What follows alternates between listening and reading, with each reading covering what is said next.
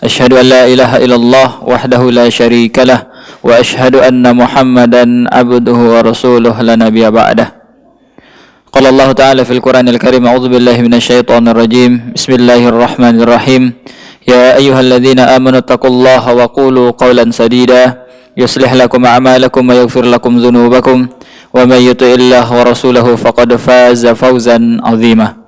وقال نبينا محمد صلى الله عليه وسلم: اتق الله حيثما كنت وأتبع السيئة الحسنة تمحها وخالق الناس بخلق حسن.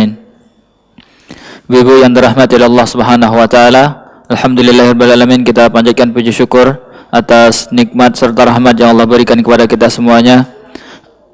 Dan salawat serta salam kita aturkan pada Rasulullah sallallahu alaihi wasallam. Allahumma shalli ala Muhammad wa ala ali Muhammad. Insyaallah materi kita pada siang hari ini yakni tentang doa, ya. Kenapa doa kita susah dikabul oleh Allah Subhanahu wa taala? Salah satu cara interaksi kita dengan Allah yakni dengan berdoa kepadanya. Selain dengan salat, itu interaksi dekat dengan Allah, dan doa juga begitu. Jadi ketika kita berdoa, kita seakan-akan berkomunikasi langsung dengan Allah, berinteraksi langsung dengan Allah, seakan-akan kita benar-benar dekat dengan Allah, memelas, meminta, mengadu, curhat dan lain sebagainya. Itu salah satu interaksi hamba dengan Allah Subhanahu wa taala, yakni dengan doa. Allah Subhanahu wa taala banyak sekali dalam ayat memerintahkan kepada kita untuk berdoa kepadanya. Dalam surat Al-Baqarah, surat yang kedua, ayat 185. Surat Al-Baqarah, surat yang kedua, ayat 185, di bawah ayat puasa. Ketika para sahabat bertanya kepada Rasulullah, "Ya Rasulullah, sedekat apa Allah dengan kita? Sedekat apa Allah dengan hambanya?" Maka turunlah ayat ini. Bunyi ayat tersebut, a'udzubillahi minasyaitonirrajim, "Wa idza sa'alaka 'ibadi anni fa inni qarib. Ujibu da'watad da'i idza da'an. Falyastajibu li wal yu'minu bi la'allahum yarshudun." Wahai Muhammad, kata Allah Subhanahu wa taala, apabila hambaku bertanya, wa idza sa'alaka 'ibadi anni, apabila hambaku bertanya tentangku, fa inni qarib, sesungguhnya aku dekat dengan mereka, kata Allah Subhanahu wa taala. Ujibu da'watad da'i idza da'an, pasti akan aku kabulkan, akan aku ijabah siapa saja yang berdoa kepadaku. Falyastajibu li wal yu'minu bi la'allahum yarshudun. Allah berhamd bil Quran. Jadi doa tersebut Allah Subhanahu wa taala memerintahkan kepada kita seluruh hambanya untuk berdoa kepadanya. Apapun permasalahan yang kita hadapi, apapun keinginan yang kita kehendaki, maka mintalah sama Allah Subhanahu wa taala. Bahkan kata Rasulullah, sampai kalau sendal kita putus, maka mintalah terutama kepada Allah Subhanahu wa taala. Ya, sampai sendal kita putus saja, mintanya sama Allah, berdoanya kepada Allah. Ya, bukan mencari duit, bukan mencari bantuan dan lain sebagainya. Tali sendal kita putus saja, kata Rasulullah SAW, maka mintalah sama Allah. Apalagi permasalahan kita yang besar. Ya, jadi secara umum Allah Subhanahu wa taala memerintahkan kepada kita untuk berdoa kepadanya.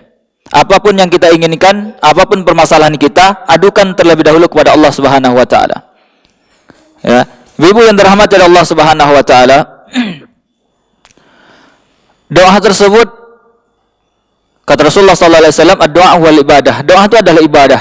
Dan yang namanya ibadah, para ulama mengatakan sebuah ibadah tidak akan diterima oleh Allah kecuali ada syarat-syarat tertentu. Ya, terutama syarat yang pertama adalah ikhlas karena Allah Subhanahu wa taala. Yang kedua, mengikuti cara Rasulullah sallallahu alaihi wasallam. Doa juga begitu, tidak sembarang kita berdoa kemudian tiba-tiba Allah kabulkan. Tidak.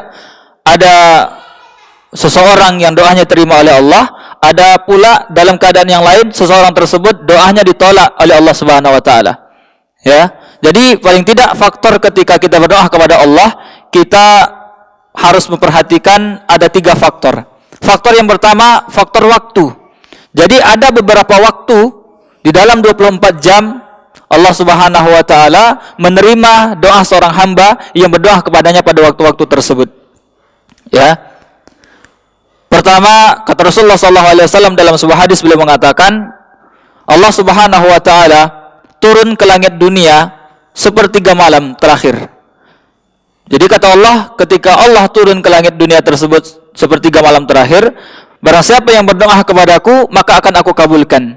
Siapa yang meminta kepadaku, pasti akan aku beri. Dan siapa yang memohon ampun kepadaku, pasti aku ampunkan dosanya.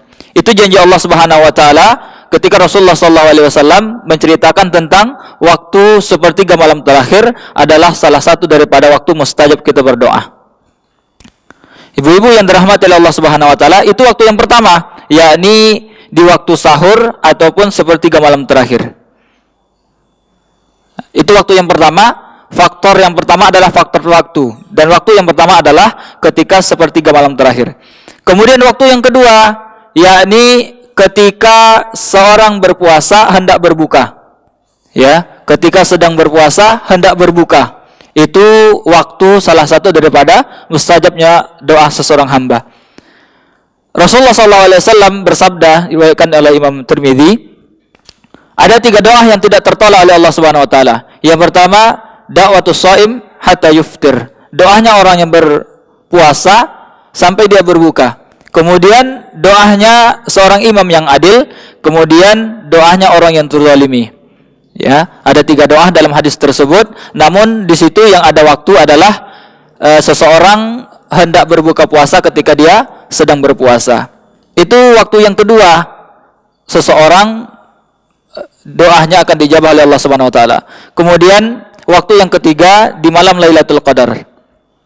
Bunda Aisyah radhiyallahu anha bertanya kepada Rasulullah, "Ya Rasulullah, kalau seandainya saya bertemu dengan malam Lailatul Qadar, apa yang harusnya saya ucapkan pada Allah Subhanahu wa taala?" Maka Rasulullah mengajarkan kepada Bunda Aisyah radhiyallahu anha untuk mengucapkan sebuah doa. Allahumma innaka afun tuhibbul afwa fa'fu anni. Ya. Ya Allah, Engkau adalah Maha Pemaaf dan maafkanlah dosa-dosaku.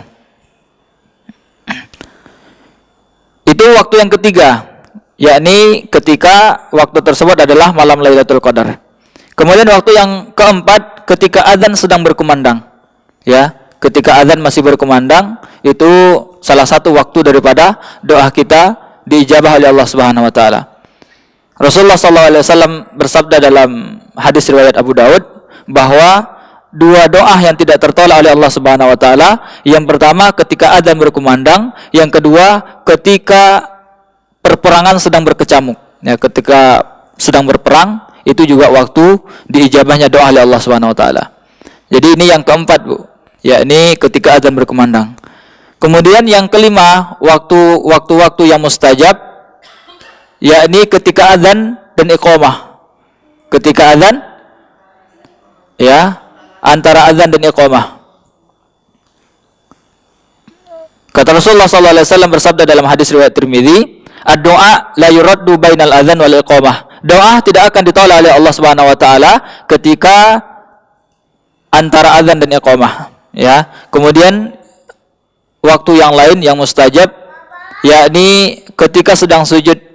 Ya, ketika dalam sujud melaksanakan salat. Semua salat, ya. Rasulullah SAW bersabda dalam hadis riwayat Muslim, "Aqrabu ma yakunul 'abdu min rabbih wa huwa sajid, fa aktsirud du'a." Kata Rasulullah SAW, seorang hamba paling dekat keberadaan dia dengan Allah Subhanahu wa taala yakni ketika dia sujud. Makanya kata Rasulullah, perbanyaklah oleh kalian doa. Ya, jadi ketika sujud, waktu seorang hamba dekat dengan Allah, maka diperintahkan oleh Rasulullah SAW untuk perbanyak doa. Ya, tentunya doanya di dalam hati. Ya, kalau doa terutama berbahasa Indonesia kemudian diucapkan, maka otomatis salatnya batal. Ya, tapi salat yang diajarkan atau doa-doa yang diajarkan oleh Rasulullah berbahasa Arab itu boleh dilafalkan. Ya, selagi bahasa Arabnya benar, kemudian itu diajarkan oleh Rasulullah. Atau kalau dia ingin berdoa dengan bahasa Indonesia, maka di dalam hati salatnya tidak batal. Ya, itu waktu yang ke-6. Waktu mustajab doa ketika seseorang sedang sujud melaksanakan salat. Kemudian waktu yang ketujuh mustajabnya doa, yakni ketika sholat tahiyat akhir sebelum salam. Di tahiyat akhir sebelum salam. Ya. Biasanya doa yang diajarkan oleh Rasulullah, doa berlindung dari 4 hal itu. Allahumma inna na'udzubika min azabi jahannam, wa min azabil qabri, wa min fitnatil mahya wal mamat, wa min syarri fitnatil masihid dajjal. Ya. Kemudian banyak kekeliruan di antara kaum muslimin tentunya ketika hadis tersebut mereka baca, banyak di antara mereka yang mengartikan bahwa doa hadis itu adalah setelah salat fardu. Ya, padahal para ulama mengatakan doa setelah salat fardu itu tidak disunnahkan. Maksudnya jangan dirutinkan. Ya, dan jangan itu yang dianggap mustajab. Doa yang dianggap mustajab dalam hadis tersebut adalah doa sebelum salam. Ya, doa sebelum salam. Sedangkan yang disyariatkan ataupun yang disunnahkan setelah melaksanakan salat itu zikir. Karena banyak di antara kita ketika selesai Assalamualaikum warahmatullahi wabarakatuh, dia langsung berdoa. Kemudian zikirnya dia tinggalkan. Padahal tidak, yang diutamakan adalah zikir. Kalaupun dia sempat untuk berdoa, silakan berdoa. Ya. Apalagi biasanya salat Isya, ya kan? Mereka biasanya zikir berjamaah, zikir bareng-bareng. Kemudian kalau salat Isya biasanya cuma astagfirullah, kemudian baca Al-Fatihah langsung doa. Ya, ini kesalahan dalam memahami hadis Rasulullah SAW. Syekh Ibnu Utsaimin ketika ditanya, apakah doa setelah melaksanakan salat fardu tersebut disyariatkan? Beliau mengatakan tidak disyariatkan. Tidak ada hadis yang mengatakan bahwa disunahkan berdoa setelah melaksanakan salat fardu. Kalau firman Allah Subhanahu wa taala mengatakan, "Wa idza qadaytumus shalah", apabila kalian selesai melaksanakan salat, maka fazkurullah, berzikir. Ya, berzikir kepada Allah Subhanahu wa taala. Ya, sekali lagi yang disyariatkan adalah doa sebelum salam. Ini hukumnya sunnah dan mustajab. Sedangkan doa setelah salam itu tidak disyariatkan. Yang disyariatkan adalah berzikir. Kalaupun setelah zikir dia mau berdoa, silakan berdoa. Jangan dianggap itu adalah sesuatu rangkaian daripada melaksanakan sholat. Ya, Bapak Ibu yang dirahmati Allah Subhanahu Wa Taala, itu waktu yang ketujuh tadi. Ya, kemudian yang selanjutnya waktu mustajab, yakni di hari Jumat.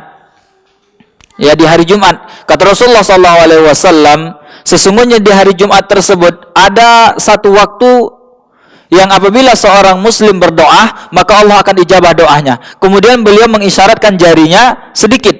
Waktu tersebut di hari Jumat tersebut sedikit. Para ulama ini berbeda pendapat sampai kepada 42 pendapat. Ya, 42 pendapat waktu sedikit di situ di hari Jumat kapan? Ya, kapan? Kemudian Ibnu Hajar Al-Asqalani beliau mengambil 4 pendapat yang paling masyhur. Di antara 42 pendapat tadi, beliau mengambil ada 4 pendapat. Di hari Jumat tersebut ada 4 tempat waktu mustajab yang diambil oleh Ibnu Hajar Al-Asqalani. Yang pertama, ketika khatib naik ke atas mimbar sampai melaksanakan sholat. Jadi selama beliau berkhutbah, itu doa seorang hamba mustajab. Ya, itu waktu yang pertama yang diambil oleh beliau. Kemudian waktu yang kedua, itu beberapa saat sebelum azan maghrib. Di akhir betul, ya. Kemudian pendapat yang ketiga, dari asar sampai maghrib, lebih panjang, ya. Kemudian pendapat yang keempat, beliau mengatakan, mengumpulkan di antara 4 pendapat tadi, beliau mengatakan kalau bisa, ini pendapat beliau yang keempat, kalau bisa diperbanyak di antara khatib sedang berkhutbah ataupun pada asar sampai maghrib. Nah, ini mengambil jalan tengah. Ya, daripada kita meyakini satu pendapat, yakni ketika khatib sedang berkhutbah, kemudian itu yang kita perbanyak doa, sedangkan ternyata di waktu yang lain yang lebih mustajab. Makanya kata beliau untuk kehati-hatian dan untuk memperbanyak doa, ambil semua waktu. Ya, kalau bisa di 42 pendapat tadi silakan diambil. Ya. Ini hanya untuk jaga-jaga dan untuk kehati-hatian. Itu yang ke-8 tadi Bu, yakni di hari Jumat ada sedikit waktu yang mustajab, kata Rasulullah SAW. Yang ke-9 yakni ketika turun hujan. Dalam hadis riwayat Al-Hakim, sintani maturdani ad-du'a indan nida wa tahtal matar. Ada 2 waktu mustajab doa kata Rasulullah SAW yang tidak akan ditolak oleh Allah. Yang pertama ketika azan berkumandang, kemudian yang kedua ketika hujan turun. Ya, ini waktu mustajab ketika seorang hamba berdoa kepada Allah Subhanahu wa taala. Itu ada beberapa waktu, dan ini yang pertama tadi faktor waktu. Ya, ini tadi saya sebutkan ada kurang lebih 9 atau 10. Kemudian faktor yang kedua, faktor pribadi dari seorang hamba yang berdoa tadi. Yang pertama faktor waktunya, yang kedua faktor pribadi orang tadi. Ya. Yang pertama yakni seorang muslim yang mendoakan saudaranya yang lain. Kata Rasulullah SAW, hadis riwayat Muslim, barang siapa yang berdoa kemudian dia menyembunyikan doanya, mendoakan temannya, maka malaikat akan mengucapkan dan amin, dan malaikat akan berdoa sepertimu apa yang kau doakan, bagimu apa yang kau doakan. Jadi ketika kita mendoakan saudara kita dalam keadaan sembunyi-sembunyi, maka malaikat yang mengatakan amin, dan malaikat mendoakan kita bagimu seperti itu juga. Ya, itu yang pertama, faktor orangnya, orang yang mendoakan orang lain dalam keadaan sembunyi-sembunyi. Kemudian faktor yang kedua dari faktor seorang pribadi itu tadi, yakni orang yang biasa memperbanyak doa dalam keadaan lapang, pasti dalam keadaan sempit dia akan diijabah doanya oleh Allah Subhanahu wa taala. Jadi yang kedua ini mereka yang biasa berdoa kepada Allah dalam keadaan lapang, dalam keadaan senang dan lain sebagainya, ya. Kata Rasulullah SAW dalam surah At-Tirmidzi, beliau mengatakan, barang siapa yang ingin doanya dikabulkan oleh Allah dalam keadaan sempit, maka berdoalah, perbanyaklah doa dalam keadaan lapang. Ya, kadang-kadang kan kita terbalik, dalam keadaan sempit baru berdoa. Udah mau karam kapal baru banyak berdoa, ya kan? Sedangkan dalam keadaan senang, dalam keadaan banyak duit, itu kita lupa kepada Allah Subhanahu wa taala. Kemudian yang ketiga, faktor pribadi seorang yang berdoa tadi, yang ketiga ketika dia teraniaya. Ketika dia dizalimi, orang yang dizalimi, maka doanya mustajab. Ya. Kata Rasulullah SAW, hadis riwayat Muslim, ittaqi da'watal mazlum fa innahu laisa bainallahi hijab. Takutlah kalian kepada doa orang yang terzalimi, karena antara dia dengan Allah tidak ada hijab. Tidak ada penghalang antara doa dia dengan Allah Subhanahu wa taala. Orang yang terzalimi. Jadi orang yang terzalimi doanya mustajab. Ya. Kemudian yang keempat dan yang kelima, doa orang tua terhadap anaknya dan seorang yang sedang musafir. Ya. Sedang musafir, ya, lagi musafir ataupun orang tua terhadap anaknya. Hadis riwayat Sunan Abu Daud, Rasulullah SAW bersabda, "Thalathu da'awat mustajabatun la syakka fihinna." Yang pertama da'watul mazlum, orang yang terzalimi. Yang kedua da'watul musafir, dakwahnya atau doanya orang musafir. Yang ketiga da'watul walid ala walidihi, ya, doanya orang tua terhadap anaknya. Kemudian selanjutnya yang keenam, faktor dari pribadi orang berdoa tersebut adalah ketika dia berpuasa. Seorang yang sedang berpuasa. Ya, tadi hadisnya kita bacakan, ada 3 doa yang tidak ditolak oleh Allah, yakni seorang yang sedang berpuasa, kemudian imam yang adil, yang ketiga doa orang yang terzalimi. Itu yang kedua, Bu, yakni faktor istijabahnya doa. Yang pertama tadi faktor waktu, yang kedua faktor pribadi seorang itu tersebut, yang ketiga faktor tempat. Ya, ada beberapa tempat yang doa seorang hamba diijabah oleh Allah Subhanahu wa taala. Ya, rata-rata daripada rukun haji, ya, daripada rukun haji itu tempat-tempat mustajab untuk berdoa. Ya, banyak ada di Multazam, Hijri Ismail, kemudian depan Ka'bah dan lain sebagainya. Bapak Ibu yang dirahmati oleh Allah Subhanahu wa taala, jadi kalau kita memperhatikan hal-hal tersebut, maka doa kita akan diijabah oleh Allah Subhanahu wa taala. Namun sekali lagi saya ulang bahwa yang namanya doa tersebut adalah ibadah. Dan yang namanya ibadah, dia bisa saja ditolak oleh Allah Subhanahu wa taala apabila syarat, rukun dan adab-adabnya tidak kita penuhi. Begitu juga dengan doa. Ada beberapa penghalang seorang hamba walaupun dia berdoa di waktu mustajab, walaupun dia berdoa di tempat mustajab, namun kalau dia melakukan sebuah penghalang untuk terkabulnya doa, maka doa dia tidak akan diijabah oleh Allah Subhanahu wa taala. Apa faktor-faktor tersebut? Yang pertama, ketika dia terbiasa berinteraksi dengan yang haram-haram. Ya, hadis yang sangat panjang di dalam kitab Arba'in An-Nawawiyah, hadis yang ke-10. Di dalam hadis tersebut Rasulullah SAW menyebutkan tentang doa. Ya, Beliau mengatakan innallaha thayyibun la yaqbalu illa thayyib. Sesungguhnya Allah itu Maha Thayyib dan tidak menerima kecuali yang baik-baik. Kemudian beliau membacakan beberapa ayat. Kemudian di pada akhir hadis tersebut beliau menceritakan sebuah kisah tentang seseorang yang sedang melakukan safar, pakaiannya lusuh, kemudian dia berdoa mengangkat tangannya kepada Allah, mengulang-ulang doanya. Ternyata daripada akhir hadis tersebut beliau mengatakan fa anna yustajabu laha, bagaimana doanya akan diijabah oleh Allah Subhanahu wa taala. Dia dalam keadaan musafir, ya. Kemudian dia menengadahkan tangannya ke langit. Kemudian dia mengulang-ulang doanya. Kemudian dia menyebut-nyebut Asmaul Husna dalam doanya. Namun kata Rasulullah, doa orang tersebut tidak diterima oleh Allah Subhanahu wa taala. Kenapa? Di dalam hadis tersebut beliau mengatakan makanannya haram, wa ta'muhu haram, wa mashrabuhu haram. Minum yang dia minum adalah ternyata minuman yang haram. Wa malbasuhu haram, pakaian yang dia kenakan ternyata dia beli dari duit haram. Wa ghudiya bil haram, dan orang tersebut sehari-hari berinteraksi dengan yang haram-haram. Makanya kata Rasulullah SAW, doanya tidak diijabah oleh Allah Subhanahu wa taala. Ini faktor yang pertama, seseorang yang berdoa kepada Allah walaupun di waktu mustajab, walaupun di tempat mustajab, walaupun pribadinya adalah orang yang mungkin doanya dikabulkan oleh Allah, namun ketika dia masih berinteraksi dengan yang haram-haram, doa orang tersebut tidak akan diterima oleh Allah Subhanahu wa taala. Ya.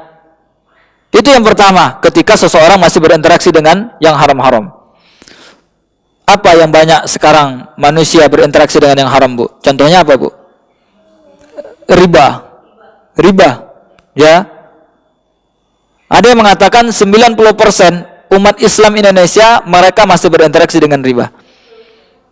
Itu 90% umat Islam. Ya. Kalau umat non-Islam ya sudah inilah.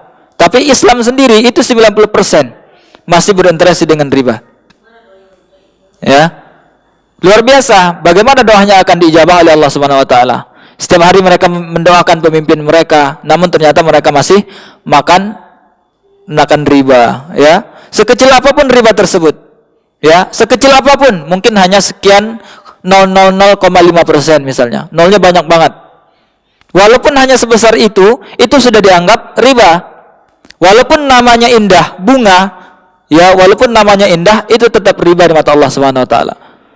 Walaupun mungkin beberapa orang ahli ilmi, ya, mereka berfatwa kalau itu bukan riba, tetapi di mata Allah itu riba, tetap riba. Walaupun dipoles dengan apapun, ya. Walaupun cara peminjamannya, cara pembayarannya, cara angsurannya, DP-nya dan sebagainya mungkin baik di mata manusia, namun kata Allah itu riba, tetap riba. Ya. Jadi yang namanya kebenaran itu tidak dilihat banyaknya manusia mengakuinya, tetapi kebenaran tersebut bagaimana benar di mata Allah Subhanahu wa taala. Ya. Contohnya misalnya seorang pedagang dia bawa ayam ke pasar.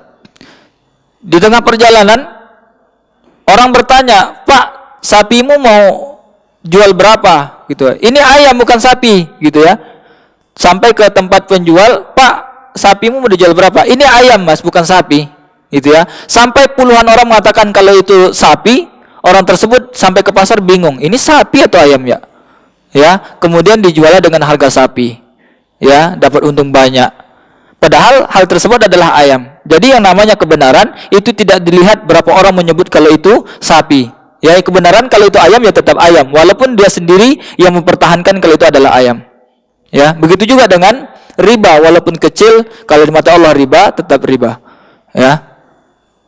Jadi seseorang yang masih berinteraksi dengan riba, doanya tidak akan diterima oleh Allah Subhanahu wa taala. Ya, ibadahnya yang lain yang masih bersangkut paut dengan uang tersebut, ketika dia bersedekah dengan uang sisa ribanya, ya itu tidak akan diterima oleh Allah Subhanahu wa taala. Kalau dia minjam duit ke bank untuk berangkat umroh, maka umrohnya tidak akan diterima oleh Allah Subhanahu wa taala. Ya. Kemudian kalau dia makan harta haram tersebut, maka kata Rasulullah SAW, daging apapun ya yang di dalamnya masih ada sesuatu yang haram, maka daging tersebut layaknya di api neraka. Ya, maka orang-orang yang berinteraksi dengan harta haram, mereka akan dimasukkan ke dalam neraka jahanam Allah Subhanahu wa taala. Jadi, itu faktor yang pertama, Bu, seseorang yang masih berinteraksi dengan yang haram-haram. Ya, ketika dia mendapat pekerjaan dengan cara menzalimi orang, dengan menipu dan lain sebagainya. Apalagi sekarang, Bu, tentang isu virus corona di Indonesia. Ya, kemarin saya kejadian, saya ditipu orang, ya, beli masker, ya kan, sudah kita transfer, ternyata barangnya nggak ada, ya, kena 700.000, baru kemarin ini, ya, untung di awal bulan masih ada sisa sedikit, ya kan. Itu masih banyak orang-orang yang seperti itu, banyak banget, Bu, ya, banyak banget. Jadi saran saya, terutama ibu-ibu yang biasa senang belanja online, kalau dia bukan aplikasi online, jangan terlalu percaya, Bu, ya. Itu saya mesan satu box isi 40, satu dus isi 40, ya kan. Itu online di Instagram dapatnya, bukan aplikasi online, ya. Jadi katanya sudah dikirim, duit sudah kita transfer, katanya barang sudah dikirim, minta resi nggak datang-datang. Kemudian ada rumah sakit teman istri, mereka minta 700 dus, ya, mereka minta DP 6 juta dulu. Hampir saya kirim, saya kontak teman-teman di sana, di Aceh, tempatnya di Aceh, Ustadz mohon periksa ini tempat ada atau enggak. Ya, teman saya datang ke sana, ternyata tempatnya enggak ada. Alhamdulillah yang 6 juta belum saya transfer. Tapi yang 720 itu sudah saya transfer, udah hangus, ya. Kalau di aplikasi online seperti, mohon maaf bukan iklan, misal Shopee, Lazada dan lain sebagainya, itu bisa dibatalkan, Bu. Ya, bisa dibatalkan. Tapi kalau ini online, kita kayak belanja pribadi, transfer ya ke ATM dia pribadi, ya. Jadi nggak bisa dibatalkan lagi, hangus, ya. Luar biasa, alhamdulillah. Ya, mudah-mudahan itu sebagai pemancing rezeki yang lain, ya, amin ya rabbal alamin. Itu banyak, Bu, sekarang dengan isu virus corona ini banyak sekali orang yang seperti itu, ya. Jadi jangan terlalu banyak percaya. Kemudian itu yang pertama, Bu, orang-orang yang sering berinteraksi dengan yang haram, doanya tidak akan dikabul oleh Allah Subhanahu wa taala. Kemudian yang kedua, faktor seseorang doanya ditolak oleh Allah, yakni ketika dia tergesa-gesa dalam berdoa. Ya, dia tergesa-gesa dalam berdoa. Kata Rasulullah SAW, akan dikabulkan doa seseorang di antara kalian selama dia tidak tergesa-gesa. Ya, seperti dia berdoa, saya sudah berdoa namun tidak dikabulkan. Ya, misalnya doanya begini, ya Allah, saya dalam satu pekan ini minta motor 1. Kalau nggak dapat, saya nggak doa selama-lamanya. Ya, ini doanya terlalu tergesa-gesa. Kemudian dia meninggalkan doa tersebut. Ya, sedangkan doa tersebut bisa jadi di waktu yang lain akan diijabah oleh Allah. Kemudian bisa jadi di akhirat kelak dia akan diberikan pahala dengan doa dia, atau bisa jadi dia diberikan dengan kenikmatan yang lain yang semisal dengan apa yang dia minta. Ya, jadi jangan terlalu tergesa-gesa, jangan terlalu meminta seperti yang kita doakan. Bisa jadi yang baik kita doakan namun tidak baik di mata Allah Subhanahu wa taala. Makanya Allah tidak kabulkan. Allah berikan kenikmatan-kenikmatan yang lain. Ya, jadi dakwah atau doa tetap kita jalankan, paling tidak ketika dia tidak dikabulkan oleh Allah, kita dihitung pahala ketika kita berdoa kepada Allah Subhanahu wa taala. Kemudian yang ketiga, penyebab seseorang doanya tidak akan dikabul oleh Allah, berdoa dengan sesuatu yang tidak baik atau mendoakan orang lain yang tidak baik. Ya, dia mendoakan orang lain doa yang tidak baik. Ya, misalnya, ya Allah, saya nggak suka sama si fulan tetangga saya, kok rezekinya enak banget, mohon ya Allah, ya doakan dia bangkrut. Misalnya, itu nggak akan diijabah oleh Allah Subhanahu wa taala. Ya, mengandung dosa. Kemudian ketika dia memutus silaturahim, jadi seorang yang memutus silaturahim itu doanya tidak akan diterima oleh Allah Subhanahu wa taala. Ya, misalnya antara saudara satu dengan yang lain, mereka tidak teguran lama, itu ketika mereka berdua berdoa tidak akan dijabah oleh Allah. Ya, kata Rasulullah SAW, tidak ada seorang muslim pun yang memanjatkan sebuah doa yang tidak mengandung dosa dan pemutus silaturahim. Ketika dia berdoa tidak mengandung dosa dan tidak memutus silaturahim, kata Rasulullah SAW, melainkan pasti Allah akan mengabulkan doanya. Kalau tidak Allah mengabulkan doanya, Allah akan berikan dia 3 hal. Ya, yang pertama, Allah menyegerakan untuknya apa yang dia minta tadi. Yang kedua, menyimpan jawaban doa tersebut di waktu yang lain. Kemudian yang ketiga, menyelamatkan dia dari bala semisal dari apa yang dia doakan. Ya, jadi orang yang berdoa namun mengandung dosa, mendoakan orang lain kejelekan, atau dia memutus silaturahim, doa orang tersebut ditolak oleh Allah Subhanahu wa taala. Ya. Kemudian yang keempat, ketika seseorang tidak menjalankan perintah Allah atau meninggalkan perintah Allah. Ya, ketika seseorang meninggalkan perintah Allah Subhanahu wa taala, doa orang tersebut tidak akan diijabah oleh Allah Subhanahu wa taala. Sebagaimana Rasulullah sallallahu alaihi wasallam bersabda, "Walladzi nafsi biyadihi la ta'murunna bil ma'ruf wa la tanhauna 'anil munkar aw la yashkanallahu ayyab'atsa 'alaikum iqaban minhu tsumma tad'unahu fala yustajabu lakum." Ketika seseorang, kata Rasulullah sallallahu alaihi wasallam, meninggalkan amal ma'ruf dan nahi mungkar, maka Allah, ketika dia berdoa, Allah tidak akan mengijabah doanya. Ya, ini yang keempat, faktor keempat, seseorang tidak akan diterima doanya oleh Allah ketika mereka meninggalkan kewajiban kepada Allah Subhanahu wa taala. Ya. Kemudian yang kelima, ketika seseorang hatinya dimatikan oleh Allah. Ya, ketika seseorang hatinya telah mati dan dimatikan oleh Allah Subhanahu wa taala.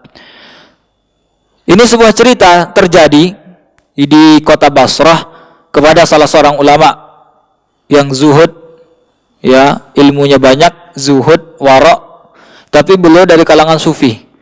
Kalau di antara kita mungkin nama beliau kurang terlalu terkenal, tapi di kalangan orang-orang sufi nama beliau sangat terkenal. Tapi Imam Nasai berkomentar tentang beliau ini orangnya berilmu, kemudian zuhud dan wara'. Ya, jadi beliau salah seorang ulama walaupun mungkin pemahamannya sufi, ya, tapi tetap sufi-sufi yang masih Ahlus Sunnah wal Jamaah. Ya. Nama beliau Abu Ishaq Ibrahim bin Adham. Awalnya beliau raja, ya, di Balakh di Afghanistan. Beliau lahir di Balakh. Ya, Balakh itu sekarang Afghanistan. Beliau lahir di daerah sana. Kemudian jadi raja di situ. Kaya raya dan lain sebagainya. Singkat cerita, pada suatu waktu ya terjadilah hidayah datang dari Allah Subhanahu wa taala. Dan cerita beliau tentang dapat hidayah ini banyak sekali. Sumbernya enggak tahu dari mana. Ya, banyak sekali. Ada di antara mereka yang mengatakan ketika beliau sedang memancing, kemudian beliau ingin makan roti, rotinya dibawa oleh burung gagak. Dibawa oleh burung gagak roti beliau, kemudian beliau ikuti burung gagak tersebut datangnya kemana, terbangnya kemana. Ternyata burung gagak tadi membawa roti kepada ada seseorang yang tangannya terikat di pohon selama 1 minggu. Yang memberi makan orang tadi yang terikat tadi selama 1 minggu, itu burung gagak tadi itu. Ya, salah satunya di hari ke-7 dia dapatkan roti Abu Ishaq Ibrahim bin Adham, kemudian rotinya diambil, kemudian disuapkan ke mulut orang yang terikat tadi. Ya, itu salah satu yang membuat beliau terpaku, kemudian beliau bertobat kepada Allah Subhanahu wa taala. Beliau tinggalkan kerajaannya, beliau hidup seperti orang biasa, kemudian menimba ilmu agama, jadilah seorang ulama. Kemudian ada cerita yang lain mengatakan beliau ini hobinya berburu, raja tapi hobi berburu. Pada suatu waktu ketika di tengah hutan sedang berburu, ada sebuah suara yang tidak ada sumbernya. Suara tersebut mengatakan, "Alihadza hulikta."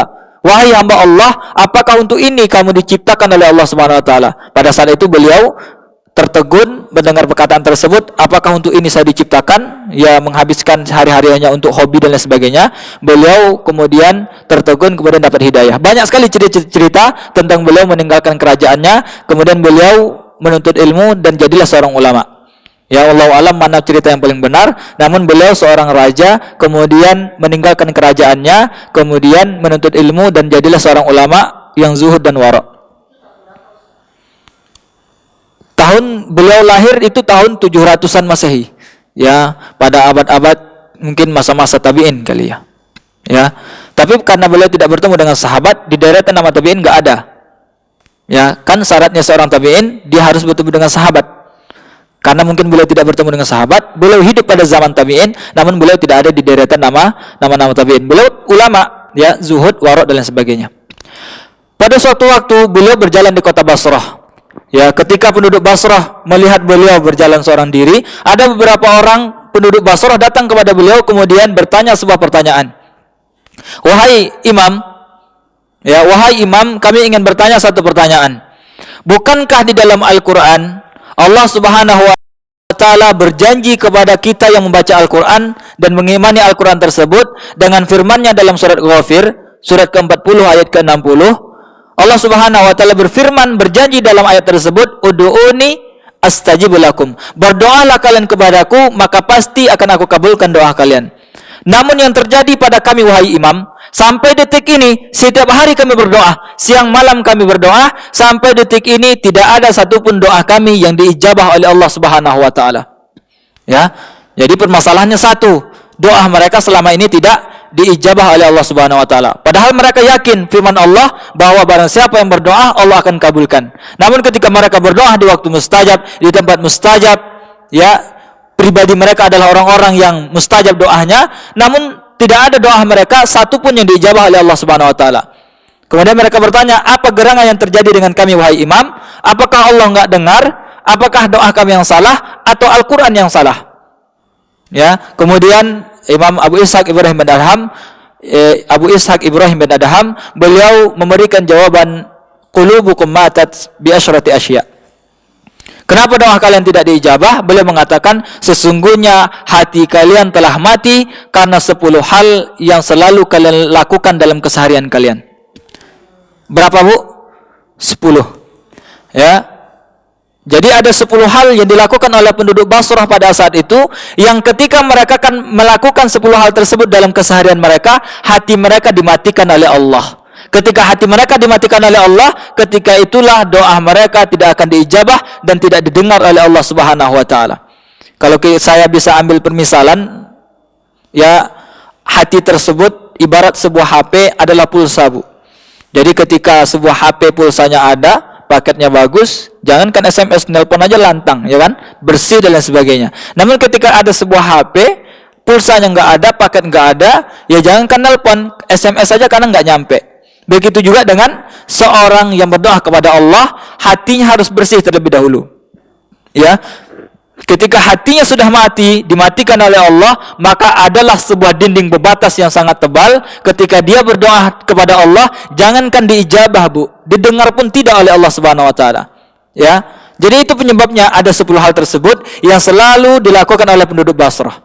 Namun ketika kita mengkaji ataupun membaca-baca, menurut saya bukan penduduk Basrah saja. Ya. Orang Jakarta pun saya rasa juga masih ada yang melakukan 10 hal tersebut. Jadi kita sedikit mengaca, ketika kita sampaikan 10 hal tersebut, masih ada enggak dalam keseharian kita? Ya, kalau masih ada dalam keseharian kita salah satu saja di antara 10 hal tersebut, maka bisa jadi doa kita selama ini tidak diijabah, bahkan tidak didengar oleh Allah Subhanahu wa taala. Ya, terutama dengan tujuan mudah-mudahan setelah kita mengetahuinya, kita hilangkan sifat-sifat tersebut yang dengannya mudah-mudahan setelah hati kita bersih, doa kita mudah diijabah oleh Allah Subhanahu wa taala. Ya. Yang pertama kata beliau, ya, yang pertama ini juga banyak teks yang berbeda, namun yang saya ambil adalah yang pertama beliau mengatakan penyebab hati kita dimatikan oleh Allah. Ibrahim bin Adham beliau mengatakan, kalian yakin bahwa rezeki sudah Allah jamin untuk kalian, namun kalian sibuk mencari rezeki tersebut dan melupakan ibadah kepada Sang Pemberi rezeki. Ya, ini hal yang pertama, Bu. Seseorang yang yakin rezeki sudah Allah jamin padanya, namun dia sibuk mencari rezeki tersebut dalam keseharian dia dan dia lupa kepada Allah Subhanahu wa taala. Ya.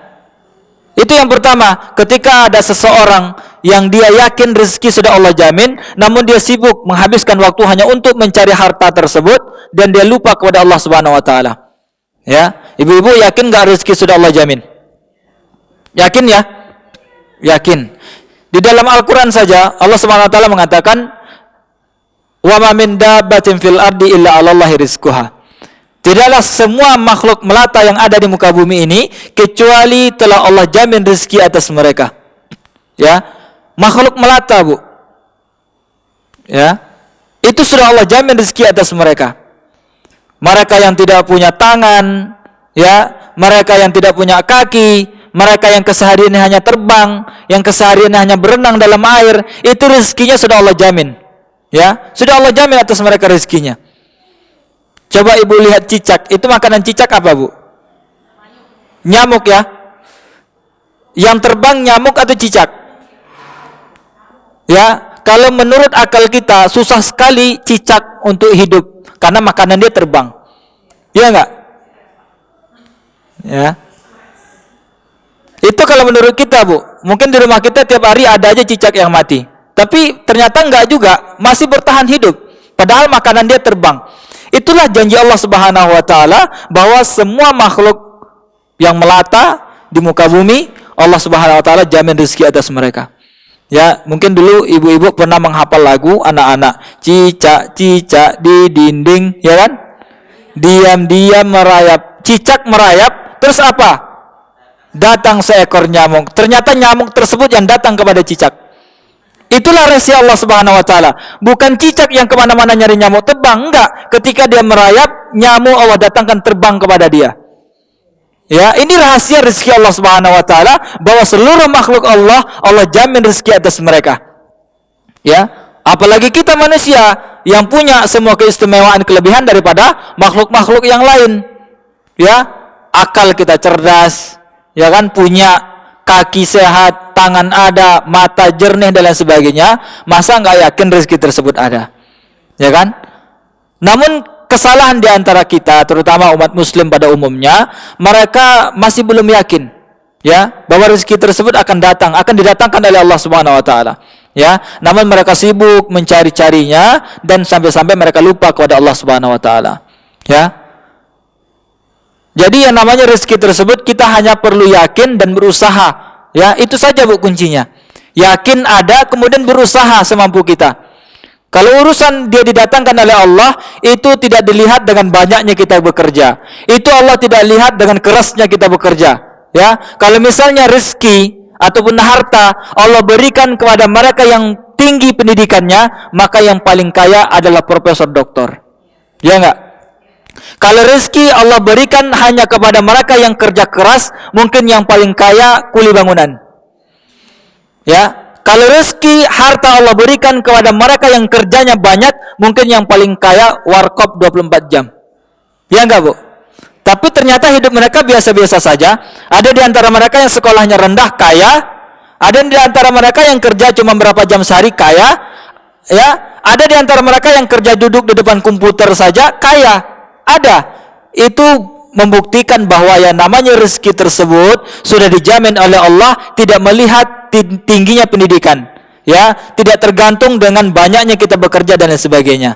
Ya, makanya rumus hidup oleh Allah Subhanahu wa taala, wabtaghi fima atakallahu darul akhirah wala tansa nasibaka minad dunya. Apa rumus hidup yang diberikan oleh Allah Subhanahu wa taala kepada kita? Cari akhirat terlebih dahulu. Jangan lupa memang ada jatahmu di dunia. Jadi dunia itu nomor 2, Bu, oleh Allah. Yang pertama akhirat terlebih dahulu. Jadi setiap pekerjaan yang kita kerjakan, kalau tidak ada nilai akhiratnya, jangan kita lanjutkan. Ya, begitu juga dengan anak kita yang nanti setelah tamat kuliah cari pekerjaan. Kalau dalam pekerjaan yang dia cari tersebut tidak ada nilai akhiratnya, jangan dilanjutkan. Ya, kalau dalam pekerjaan tersebut dunia lebih utama, tidak boleh pakai jilbab, tidak boleh sholat 5 waktu, tinggalkan pekerjaan tersebut. Ya, karena bukan untuk itu Allah Subhanahu wa taala atur hidup kita. Ya.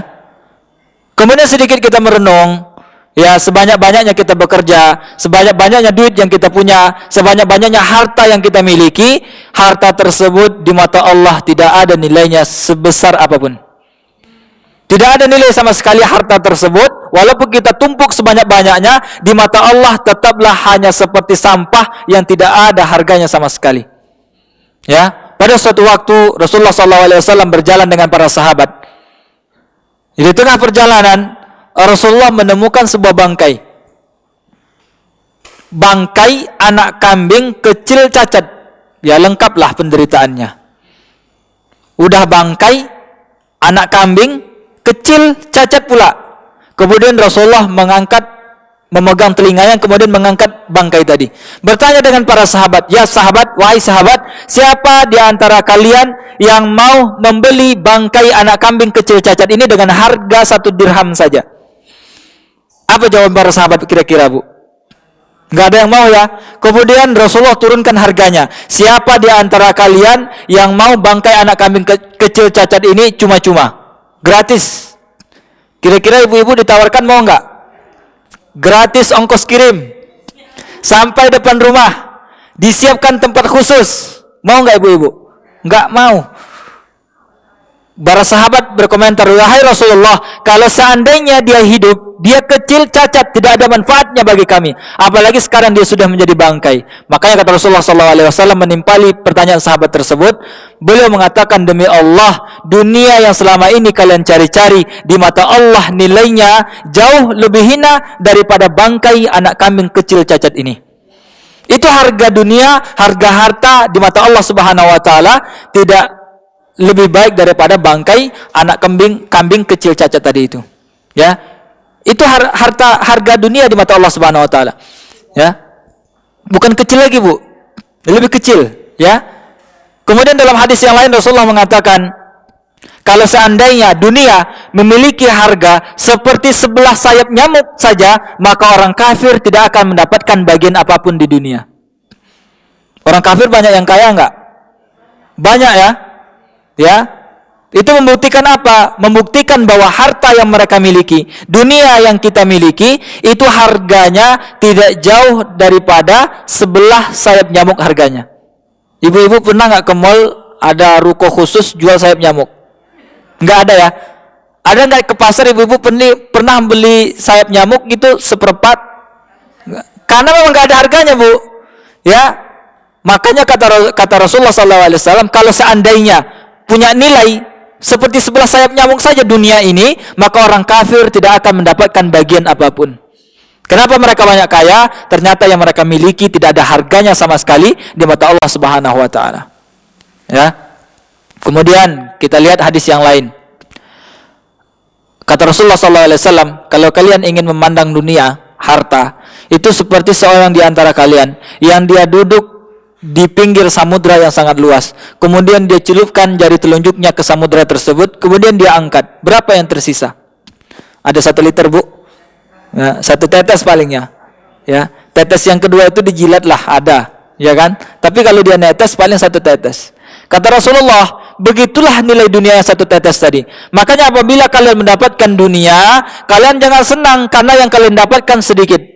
Dan apabila kalian tidak berikan dunia oleh Allah, kalian jangan sedih karena ada samudra yang tersisa yang sangat luas yang disediakan oleh Allah Subhanahu wa taala untuk hamba-hambanya yang bertakwa.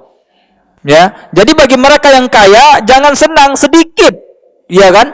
Tapi apabila kita diberikan keujian kemiskinan, jangan sedih karena ada akhirat yang sangat luar biasa yang disediakan oleh Allah Subhanahu wa taala. Ya. Begitulah nilai dunia di mata Allah Subhanahu wa taala. Kemudian kita lihat hadis yang lain. Kata Rasulullah SAW, ad-dunya sijnul mu'min wa jannatul kafir. Dunia itu bagi orang kafir itu seperti surga. Sedangkan bagi seorang mukmin dia ibarat penjara.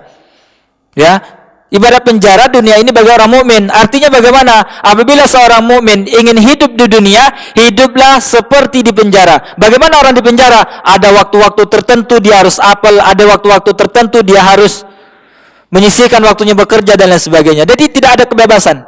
Jadi seorang mukmin kalau dia ingin hidup di dunia tidak boleh bebas. Ada harta tertentu yang dia harus sisihkan untuk Allah Subhanahu wa taala. Ada waktu-waktu tertentu yang dia harus gunakan untuk beribadah kepada Allah Subhanahu wa taala. Ada waktu-waktu tertentu yang dia harus sisihkan waktunya bermunajat kepada Allah Subhanahu wa taala. Tidak boleh bebas seperti seorang terkukung di penjara. Itu umumnya harusnya seorang mukmin ketika dia ingin hidup di dunia. Kalau dia ingin hidup bebas, tidak mau beribadah, tidak mau mengeluarkan zakat, dia ibarat orang kafir yang hidup di dunia. Bagaimana orang kafir hidup di dunia? Mereka bebas seperti surga. Apapun yang mereka inginkan, ketika mereka berusaha, Allah akan berikan kepada mereka. Ya, jadi orang kafir ketika mereka diberikan harta oleh Allah dengan kerja mereka yang banyak, ya itu untuk mereka seperti surga. Mereka diberikan apa saja mereka inginkan. Mereka boleh melakukan apa saja, tidak tergantung syariat, tidak ada halal haram, ya. Jadi mereka bebas. Ibaratnya seperti surga kata Rasulullah SAW. Jadi rumus hidup kita begitu, Bu. Kalau kita ingin hidup, kalau ingin seorang muslim, maka kita harus ibarat di penjara. Ya. Kalau kita ingin hidup bebas, jangan harap karena dunia diberikan kebebasan hanya untuk orang-orang kafir saja. Ya. Ibu-ibu yang dirahmati oleh Allah Subhanahu wa taala, jadi sekali lagi kita jadikan bahan renungan yang namanya harta banyak yang kita simpan, Di mata Allah tidak ada nilainya sama sekali. Kemudian apabila kita diberikan nikmat harta yang banyak, jangan kita anggap dengan semakin kaya kita semakin dekat dengan Allah. Ya, jangan kita anggap semakin banyak harta kita semakin mudah hisabnya. Jangan kita mengira semakin banyak harta kita, semakin dikayakan kita oleh Allah, semakin mudah kita masuk surga. Jangan kita anggap seperti itu. Ya, salah seorang sahabat Rasulullah SAW yang bernama Tha'labah. Ya, beliau miskin. Tetapi ketika miskin, beliau masih salat berjemaah dengan para Rasulullah dan para sahabat. Namun yang aneh yang dilakukan oleh sahabat Tha'labah ini, ketika selesai melaksanakan salat, Assalamualaikum warahmatullahi, Assalamualaikum warahmatullahi, kemudian beliau langsung pergi. Sering keadaan tersebut disaksikan oleh Rasulullah. Pada suatu waktu Rasulullah mendatangi sahabat tersebut, "Wahai sahabat, kesibukan apa gerangan yang kau kerjakan? Ya, kesibukan apa yang membuatmu sibuk sehingga tidak sempat lagi engkau berzikir dengan para sahabat yang lain? Tidak sempat lagi engkau berdoa setelah melaksanakan salat 5 waktu dan lain sebagainya." Kemudian sahabat tersebut memberikan jawaban, "Wahai Rasulullah, saya miskin. Di rumah saya cuma punya sarung satu. Jadi sarungnya cuma satu, Bu, di rumah. Kalau ke masjid saya pakai sarung ini, maka istri saya di rumah menunggu sarung ini untuk melaksanakan sholat pula. Kalau saya zikir dulu, kalau saya berdoa terlebih dahulu, maka ketika saya pulang, khawatir istri saya melaksanakan sholat sudah jauh daripada waktunya. Maka saya kaya, saya semakin banyak beribadah kepada Allah, ibadah saya semakin tenang, saya semakin banyak waktu di masjid, tidak ditunggu oleh istri saya dan lain sebagainya." Rasulullah doakan. Ya sudah, Rasulullah doakan dia kaya, kemudian diberi modal 1 ekor domba. Ya, 1 ekor domba diberikan modal oleh Rasulullah. Ya, hari berganti minggu, kemudian minggu berganti bulan, bulan berganti tahun. Sahabat tersebut lama-kelamaan tidak ada lagi di barisan para sahabat melaksanakan sholat berjemaah. Sudah nggak kelihatan. Ya, lama-kelamaan Rasulullah menyaksikan kejadian tersebut, kemudian Rasulullah mencari sahabat tadi. "Wahai sahabat, ada apa gerangan? Kesibukan apa sekarang engkau kerjakan sehingga saya tidak melihat lagi engkau ada di barisan para sahabat melaksanakan sholat berjemaah bersamaku?" Kemudian sahabat tadi memberikan jawabannya, "Rasulullah, lihatlah, dombaku semakin hari semakin banyak. Saya semakin disibukkan untuk mengembala, sehingga ketika azan berkumandang, saya masih sibuk mengembala, saya tidak sempat melaksanakan salat berjemaah dengan para engkau dan para sahabat yang lainnya." Ya, apa pelajaran yang bisa kita ambil, Bu? Bahwa semakin kita kaya, semakin banyak harta kita, itu tidak menjamin kita semakin dekat dengan Allah Subhanahu wa taala. Ya. Jadi yang paling baik ketika kita diberikan ujian kemiskinan oleh Allah, bersabar, kemudian banyak bersabar dan berdoa, dekatkan diri kepada Allah Subhanahu wa taala. Ya. Tetapi saya tidak mengajarkan untuk ibu-ibu menjadi miskin semuanya. Ya, silakan untuk yang sudah kaya silakan kaya, namun tetap jangan lupa bersyukur kepada Allah Subhanahu wa taala. Ya, tetap belanjakan mana haknya untuk orang lain, berikan haknya untuk orang lain, berikan hak untuk Allah Subhanahu wa taala dan Rasulullah sallallahu alaihi wasallam. Ya, jangan ditumpuk-tumpuk, jangan disayang-sayang, karena harta tersebut bisa jadi yang memasukkan kita ke neraka Allah Subhanahu wa taala. Ya. Ibu yang dirahmati oleh Allah Subhanahu wa taala, ya. Jadi rumus hidup itu begitu. Rizki kita sudah tahu dan yakin, ya kan? Tesis saya lagi ngerjakan tesis. Itu materinya tentang pintu-pintu rezeki dalam Al-Qur'an. Ya. Pintu-pintu rezeki dalam Al-Qur'an. Salah satu pembahasan utamanya itu tentang pintu-pintu rezeki dalam Al-Qur'an. Salah satunya itu rezeki yang sudah dijamin oleh Allah. Ya. Yang sudah dijamin sebelum kita dilahirkan pun itu rezeki kita sudah dicatat oleh Allah Subhanahu wa taala. Dalam hadis yang panjang, ketika Rasulullah menceritakan tentang penciptaan manusia, Rasulullah bersabda, "Inna ahadakum yujma'u khalquhu fi batni ummihi arba'ina yawman nutfatan." Sesungguhnya kalian, kata Rasulullah, diciptakan dalam perut ibu kalian 40 hari pertama berupa nutfah. Apa nutfah, Bu? Ya, sperma, mohon maaf. Tsumma yakunu 'alaqatan mithla dzalik. Kemudian 40 hari setelah itu berubah menjadi segumpal darah. Tsumma yakunu mudghatan mithla dzalik. Kemudian 40 hari setelah itu berubah menjadi segumpal daging. Sudah berapa hari, Bu? 120 hari. Berapa bulan? 4 bulan. Ketika kita berumur 4 bulan dalam perut ibu kita, kita sudah berubah menjadi segumpal daging. Fayursalu ilaihil malak. Maka ke janin tadi yang segumpal daging diperintahkan oleh Allah Subhanahu wa taala seorang malaikat datang kepada janin tersebut. Fayunfahu fihi ruh, ditiupkanlah ruh ke dalam janin tadi. Ya. Kita berumur 4 bulan, 120 hari, baru segumpal daging, Allah perintahkan malaikat datang untuk meniupkan ruh. Ya. Jadi yang ditakdirkan hidup, hiduplah dia setelah itu.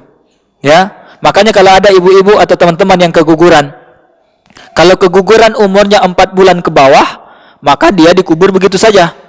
Ya, tapi ketika dia keguguran umurnya 4 bulan ke atas, maka dia dimandikan seperti mayit, ya, disolatkan, dikafankan dan dikuburkan seperti mayit pada umumnya. Ya, ini ilmu fikihnya, Bu. Jadi ketika berumur 120 hari ditiupkan ruh. Kalau kita ditakdirkan hidup. Kemudian setelah ditiupkan ruh, fayu'maru bi'arba'i kalimat. Maka diperintahkan oleh Allah Subhanahu wa taala kepada malaikat tadi untuk menuliskan ada 4 ketetapan. Ada berapa, Bu? Ada 4 ketetapan yang dituliskan, yang ditakdirkan untuk janin tadi yang berumur 120 hari dalam perut ibunya. Apa yang 4 tersebut yang sudah ditetapkan pada saat itu?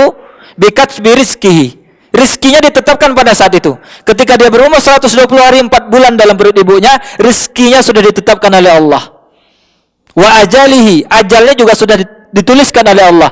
Wa amalihi, dan amalnya sudah dituliskan oleh Allah. Wa syakiyun au sa'idun. Kemudian dia bahagia atau sengsara, itu sudah ditetapkan oleh Allah Subhanahu wa taala. Ya. Jadi yang namanya rezeki tersebut sebelum kita keluar, bahkan baru berumur 120 hari dalam perut ibu kita, itu sudah dijamin oleh Allah Subhanahu wa taala. Ya. Kemudian bagaimana mendapatkan rezeki tadi? Ya. Yang pertama yang harus kita kerjakan tentunya tawakal kepada Allah. Ya, kemudian yang kedua bertakwa kepada Allah Subhanahu wa taala. Yang ketiga barulah berusaha. Ya. Kuatkan tawakal, kuatkan takwa kita, kemudian baru berusaha semampu kita. Ya. Jangan yang tidak mampu kita usahakan. Ya, kita nggak mampu ngambil jalan ini kemudian cari jalan ini, nipu orang lain, cari jalan haram dan lain sebagainya. Itu bukan usaha kita. Usaha kita kerjakan apa yang kita bisa usahakan. Ya, maka rezeki tersebut akan diturunkan oleh Allah Subhanahu wa taala, ya. Sebagaimana firman Allah Subhanahu wa taala dalam surat Talaq ayat yang kedua dan ayat yang ketiga. Allah Subhanahu wa taala berfirman, "Wa may yattaqillah yaj'al lahu makhraja wa yarzuqhu min haitsu la yahtasib." Barang siapa yang selalu bertakwa dan meningkatkan ketakwaan kepada Allah, maka Allah akan carikan jalan keluar dari semua urusan dia, dan Allah akan berikan dia rezeki dari jalan yang tidak dia sangka-sangka. Ya, jadi tugas kita tetap mengerjakan pekerjaan, tetap sekolah, tetap bekerja, kemudian jangan lupa tingkatkan ketakwaan kepada Allah Subhanahu wa taala. Barulah rezeki tersebut akan diturunkan oleh Allah Subhanahu wa taala, ya. Itu yang pertama, Bu, yang disayangkan mereka yakin rezeki tersebut sudah dijamin oleh Allah. Nah, sibuk-sibuk mencari rezeki tersebut dan lupa kepada Allah Subhanahu wa taala. Ini yang pertama yang menyebabkan seseorang hatinya akan dimatikan oleh Allah Subhanahu wa taala. Dan ketika hatinya sudah dimatikan oleh Allah, maka doa dia jangankan diijabah, bahkan tidak didengar oleh Allah Subhanahu wa taala, ya. Itu yang pertama, Bu. Ada berapa tadi, Bu? 10, ya. Enggak kita sampaikan 10-10-nya. Rumah saya jauh soalnya.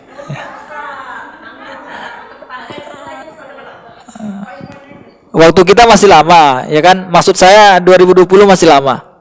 Mana tahu di Desember saya punya jadwal 1 kan lumayan. Ya. Sesempatnya aja, Bu. Ya, insyaallah di waktu yang lain bisa kita lanjutin. Ya. Kalau misalnya saya nggak diundang sini lagi, nanti saya bikin video sendiri, minta Pak Arif yang upload. Ya.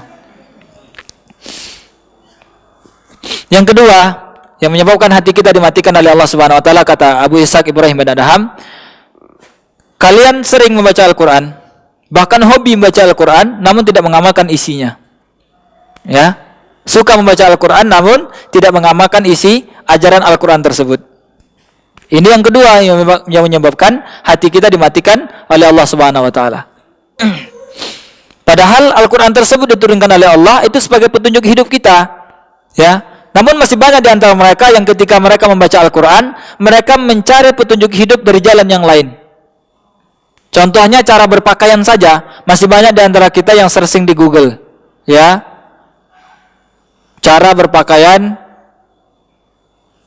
artis hijrah Korea, misalnya begitu, ya. Atau cara berpakaian orang Arab. Enggak begitu, ya. Yang harus kita searching itu bagaimana berpakaian menurut syariat, ya. Itu salah satu daripada contoh yang banyak ketika mereka sudah diajarkan di dalam Al-Qur'an bagaimana cara berpakaian, mereka malah mencari rujukan yang lain. Ini orang-orang yang diberikan panduan hidup oleh Allah, namun mereka mencari panduan hidup yang lain, ya. Jadi jangan sampai ketika kita rajin baca Al-Quran tapi tidak mengamalkan isinya, ya, seperti Pak Lurah yang dipecat oleh Pak Presiden, ya. Ceritanya begini, Bu, ini kelurahan apa namanya nih? Apa? Petogogan. Agak sama dengan nama desa saya. Desa saya Petonggan. Ini Petogogan. Pak Lurah di sini, misalnya dapat surat dari Pak Presiden Republik Indonesia, Insinyur Haji Joko Widodo. Ya, beliau presiden kita kan? Dapat surat Pak Lurah tadi. Isi suratnya begini, Pak Lurah, saya 5 tahun lagi lengser nih, gitu ya. Saya 5 tahun lagi nggak jabat jadi presiden. Saya ingin pensiun, ingin hidup tenang, ya. Tolong Bapak carikan saya tanah di kelurahan Bapak yang nyaman untuk saya tinggal kelak setelah saya pensiun, misalnya begitu. Sepertinya dekat rumah dakwah Al-Hujjah itu cocok buat saya. Kajiannya banyak, ya, ibu-ibunya baik-baik dan lain sebagainya. Tolong Bapak carikan di kelurahan Bapak saya tanah 1 hektar untuk saya bangun rumah, untuk saya kelak tinggali setelah saya pensiun.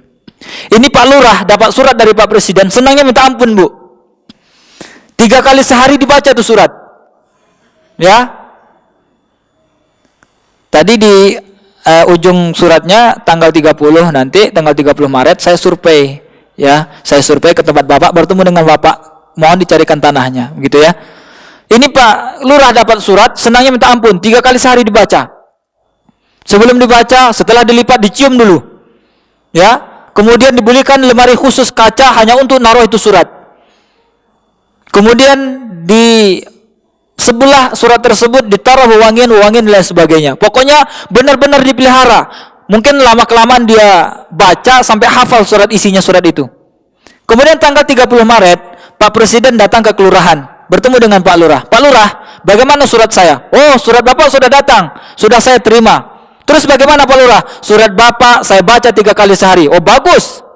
Terus apa lagi? Surat Bapak sebelum saya baca, setelah saya lipat, saya cium dulu. Bagus Pak Lurah, ya. Terus apa lagi? Bagaimana selanjutnya? Surat Bapak saya berikan tempat khusus. Ya, bagus Pak Lurah. Terus tanahnya bagaimana Pak Lurah? Anang itu belum, Pak. Anang itu belum. Tanah belum saya carikan. Dapat surat senang minta ampun, 3 kali sehari dibaca, sebelum dibaca setelah dilipat dicium, tapi tanahnya tidak pernah dicarikan. Kira-kira nasibnya bagaimana? Nasib Pak Lurah itu diapakan sama Pak Presiden kira-kira? Minimal dipecat begitu ya. Sama dengan kita diberikan Quran oleh Allah, setiap hari kita baca, setiap individu kita dalam keluarga punya Al-Quran masing-masing, ya. Akad nikah pakai Al-Quran, lahir anak bacakan Al-Quran, ada acara sedikit bacakan Al-Quran, namun akhlak mereka jauh daripada Al-Quran. Apa yang Allah perintahkan dalam Al-Quran, malah mereka tidak kerjakan. Kurang lebih nasibnya sama. Kira-kira diapakan sama Allah Subhanahu Wa Taala seperti itu, ya. Mereka senang dapat Al-Quran, dibaca setiap hari, namun akhlak mereka jauh daripada Al-Quran. Al-Quran mengharamkan riba, mereka malah demen banget sama riba. Al-Quran mengharamkan riba, mereka senang banget riba. Al-Quran memerintahkan sholat, mereka malah malas sholat. Al-Quran memerintahkan zakat, mereka nggak mau bayar zakat. Ini orang-orang yang mereka senang dengan Al-Quran, membaca Al-Quran setiap hari, namun mereka tidak mengamalkan isi Al-Quran tersebut. Orang-orang yang seperti ini, hatinya akan dimatikan oleh Allah Subhanahu Wa Taala. Ya, itulah Al-Quran, dia petunjuk hidup kita. Hudal linnas, ya. Kemudian furqan, pembeda. Kemudian nur, cahaya. Banyak sekali sifat-sifat Al-Quran yang luar biasa, yang bisa menyebabkan kita dapat hidayah, yang menjadi petunjuk hidup kita, yang menjadi panduan hidup kita dan sebagainya, ya. Jadi Al-Quran tersebut apabila kita berpegang teguh dengannya, maka selamatlah kita dunia akhirat, Namun masih disayangkan mereka yang diturunkan Al-Quran, yakin Al-Quran benar, mereka membaca setiap hari, namun mereka tidak mengamalkan isi Al-Quran tersebut. Ya, ibu-ibu yang dirahmati oleh Allah Subhanahu Wa Taala, itu yang ke berapa tadi Bu? Yang kedua. Kemudian yang ketiga kata Abu Ishaq Ibrahim bin Adham yang menyebabkan hati kita dimatikan oleh Allah, beliau mengatakan yang ketiga adalah kalian mengakui bahwa iblis adalah musuh yang nyata, tetapi kalian masih mengikuti bisikan-bisikan iblis tersebut. Ya.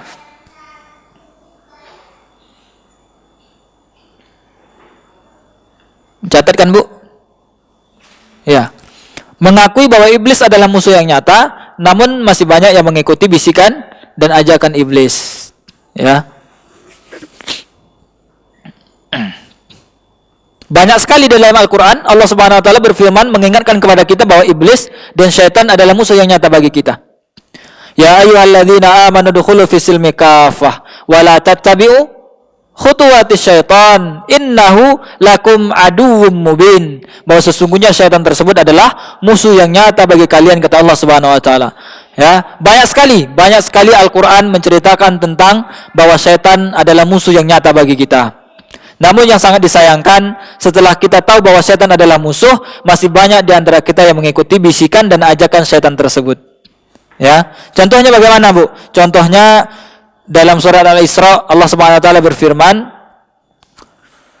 janganlah kalian mubadzir, wala tubadzir tabdzira. Innal mubadzirina kanu ikhwana syayatin. Janganlah kalian mubadzir, karena sesungguhnya orang yang mubadzir tersebut adalah temannya syaitan. Masih banyak di antara kita yang mubadzir, berarti kita ingin menjadikan setan adalah teman kita.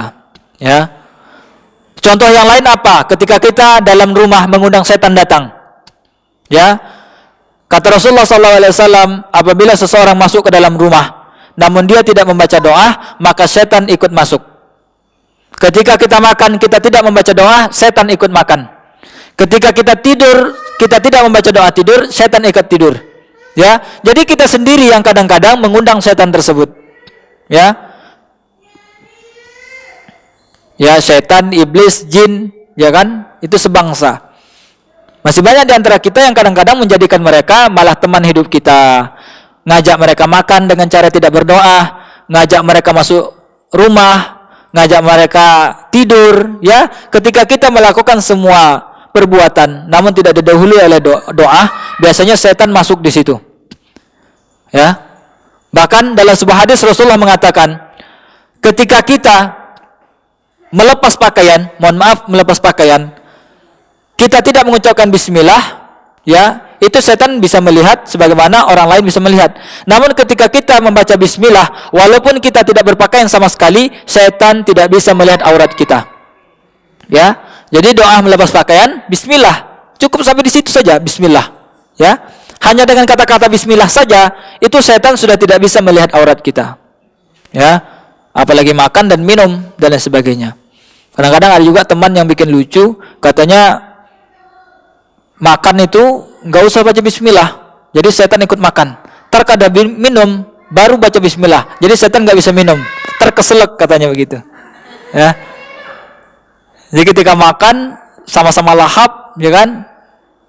Kemudian ketika minum kita bismillah, dia nggak dapat minum, ya. Jadi dia keselak gitu. Itu teman-teman yang bikin lucu aja. Ibu yang dirahmati oleh Allah Subhanahu Wa Taala, itu yang ketiga tadi, ya, yakin bahwa setan adalah musuh yang nyata bagi kita, namun masih banyak di antara kita yang mengikuti bujukan-bujukan setan tersebut, ya. Ketika kita mengikuti bujukan setan ketika di dunia, kelak di akhirat ketika kita protes, setan tuh ngelak, Bu. Ya. Jadi ketika perkara surga dan neraka sudah ditentukan oleh Allah Subhanahu Wa Taala di akhirat kelak, penduduk neraka semuanya menyalahkan iblis. Gara-gara kamu nih, ya, kamu yang selalu mengajak saya dan lain sebagainya. Jadi orang semuanya menyalahkan iblis. Kemudian iblis dalam tafsir Ibnu Katsir dikatakan dia berkhutbah di mimbar yang terbuat dari api. Jadi iblis tuh kalau sekarang nggak dapat waktu khutbah, di neraka dia dapat job, Bu. Ya, dapat job khutbah dia. Mimbarnya dari api neraka. Bagaimana isi khutbah iblis tersebut dalam surat Ibrahim? Ya, ayatnya saya lupa. Sebentar saya lihat. Wa qala syaitanu lamma quliyal amr. Ya, awalnya itu. Masih ayat-ayat 20-an sekian.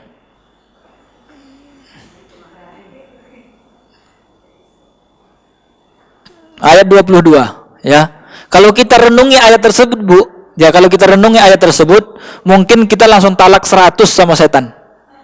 Ya. Saking luar biasanya kebencian kita kelak di akhirat kepada setan. Makanya banyak di antara manusia yang ketika mereka masuk neraka dengan setan, mereka semuanya menyalahkan setan. Kemudian setan berkhutbah pada saat itu. Wa qala asyaitanu lamma qudiyal amr. Pada saat itu khutbah iblis berkhutbah atau setan berkhutbah ketika perkara telah diselesaikan, ya, ketika penduduk surga masuk surga, penduduk neraka masuk neraka. Apa isi khutbah iblis tersebut? Innallaha wa'adakum wa'dal haq wa wa'adtukum fa akhlaftukum. Ini yang pertama.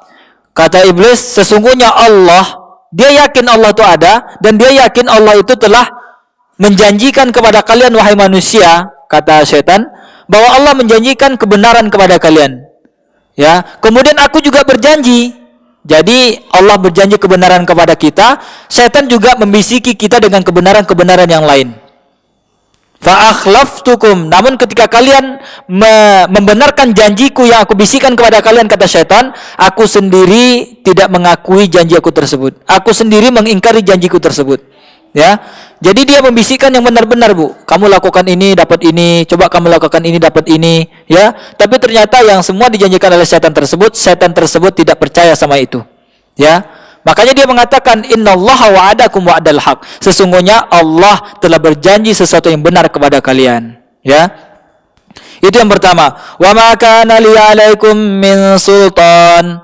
Saya tidak bisa berbuat apapun terhadap kalian ketika di dunia dulu. Illa an da'autukum fastajabtum li. Kecuali aku hanya mengajak, mengiming-imingi, kemudian membisik-bisikkan, fastajabtum li. Tetapi kalian mengikutiku, kata iblis tersebut.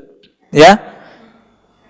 Tetapi kalian yang ikut, aku cuman bisik-bisik saja, aku cuman ya membayang-bayangkan, membisik-bisikkan ke telinga kalian, malah kalian mengikutiku, kata setan.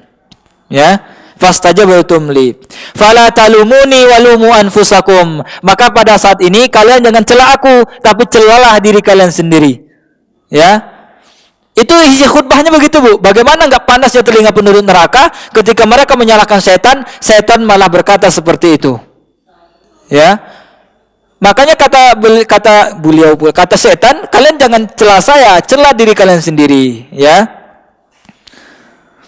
Inni kafart ma ana bimusrihikum wa ma antum bimusrikhi. Saya tidak bisa berbuat apapun terhadap kalian dan kalian tidak bisa berbuat apapun terhadapku, ya. Kemudian inni kafartu bima asyraktumuni min qabl. Sesungguhnya aku berlepas diri atas apa yang kalian sekutukan terhadapku terlebih dahulu, ya. Dahulu-dahulu kalian syirik kepadaku, ya, mensyirikkan Allah kepadaku, maka sekarang aku berlepas diri terhadap itu semuanya. Ya, jadi dia tidak mengakui kesalahan dia selama ini. Dia hanya membisik-bisiki saja, kata dia, ya. Tapi kalian sendiri yang mengikuti bisikannya. Nah, innal zalimina lahum adzabun alim. Sesungguhnya bagi orang-orang yang zalim, bagi mereka azab yang pedih. Ya, jadi nggak bisa menyalahkan setan. Ya, kalau mau disalahkan setan dari sekarang, ya, dari sekarang. Contohnya biasanya setan banyak ngajak kita, Bu, ketika sholat, ya enggak, Bu? Ya kan? Ketika sholat, ketika takbir luar biasa khusyuknya, ya kan? Seakan-akan udah mau mati aja. Tapi ketika di tengah sholat setan datang lagi, ya. Di kompor masih ada masakan, katanya kan? Suamimu bentar lagi tinggal 5 menit nyampe rumah. Jadi sholat cepetin, gitu ya, supaya nanti suamimu datang udah buka pintu. Jangan dia ngetok-ngetok begitu, ya, dan lain sebagainya. Banyak sekali, ya. Jadi memang tugas dia begitu. Makanya salah satu menghindarkan setan, kata Rasulullah, rapatkan, ya, posisi kaki kita dirapatkan supaya setan nggak ada di situ. Ya. Kata orang itu, orang sebelah, ya nggak apa-apa dong setan ikut sholat, katanya begitu. Ya. Ini orang-orang yang otaknya keblinger, ya, pemikirannya yang udah salah. Jadi begitu, ya. Kita sendiri yang ngajak dia sholat, ya, dengan cara tidak merapatkan kaki, makanya wajar kita diiming-imingi, dibisik-bisiki, diganggu sholat kita sama setan, ya. Jadi ketika azan berkumandang, itu setan terlari, terbirit-birit sampai terkentut-kentut, ya. Dalam hadis, dalam tafsir Ibnu Katsir mengatakan, ketika azan berkumandang, itu setan terbirit-birit lari sampai terkentut-kentut. Namun ketika qomat, ya, ketika qomat selesai, dia balik lagi. Setan itu balik lagi ketika qomat untuk mengganggu orang salat, ya. Bahkan kata Rasulullah, kalau misalnya kalian merasa diganggu oleh setan, meludahlah ke kiri sebanyak 3 kali, ya. Itu setan ada di situ, ya. Dia membisik-bisiki kita, mengganggu salat kita, ya. Jadi jangan ajak dia salat, jangan kasih dia celah untuk melaksanakan salat, ya. Jangan kasih dia celah untuk masuk ke dalam rumah kita terutama, ya. Ibu yang dirahmati oleh Allah Subhanahu wa taala. Jadi kerja iblis tuh, kerja setan tuh halus, Bu. Ya. Dia bisa ngelihat kita nggak bisa ngelihat dia. Ya, tapi kita bisa melindungi diri kita bagaimana supaya setan tidak bisa mengganggu kita. Contohnya dengan cara membaca zikir pagi sore, ya kan? Membaca surat 10 ayat surah Al-Baqarah. Ya kan? 4 ayat pertama, kemudian ayat kursi, 2 ayat setelah ayat kursi, kemudian 3 ayat terakhir. Ya, itu kata Rasulullah SAW, barang siapa yang membaca 10 ayat itu di waktu malam, maka setan tidak akan masuk sampai pagi. Dan barang siapa yang membacanya pagi hari, maka setan tidak akan masuk sampai malam. Makanya di dalam zikir pagi sore itu sudah ada surat ayat-ayat itu sudah ada. Jadi kita hanya perlu merutinkan membaca surat zikir pagi sore. Kalau kita baca sore, maka kita malamnya terjaga. Kalau kita pagi baca lagi, siang itu kita terjaga. Apabila kita merutinkan baca itu, kita 24 jam akan terjaga dari godaan setan. Ya. Begitu.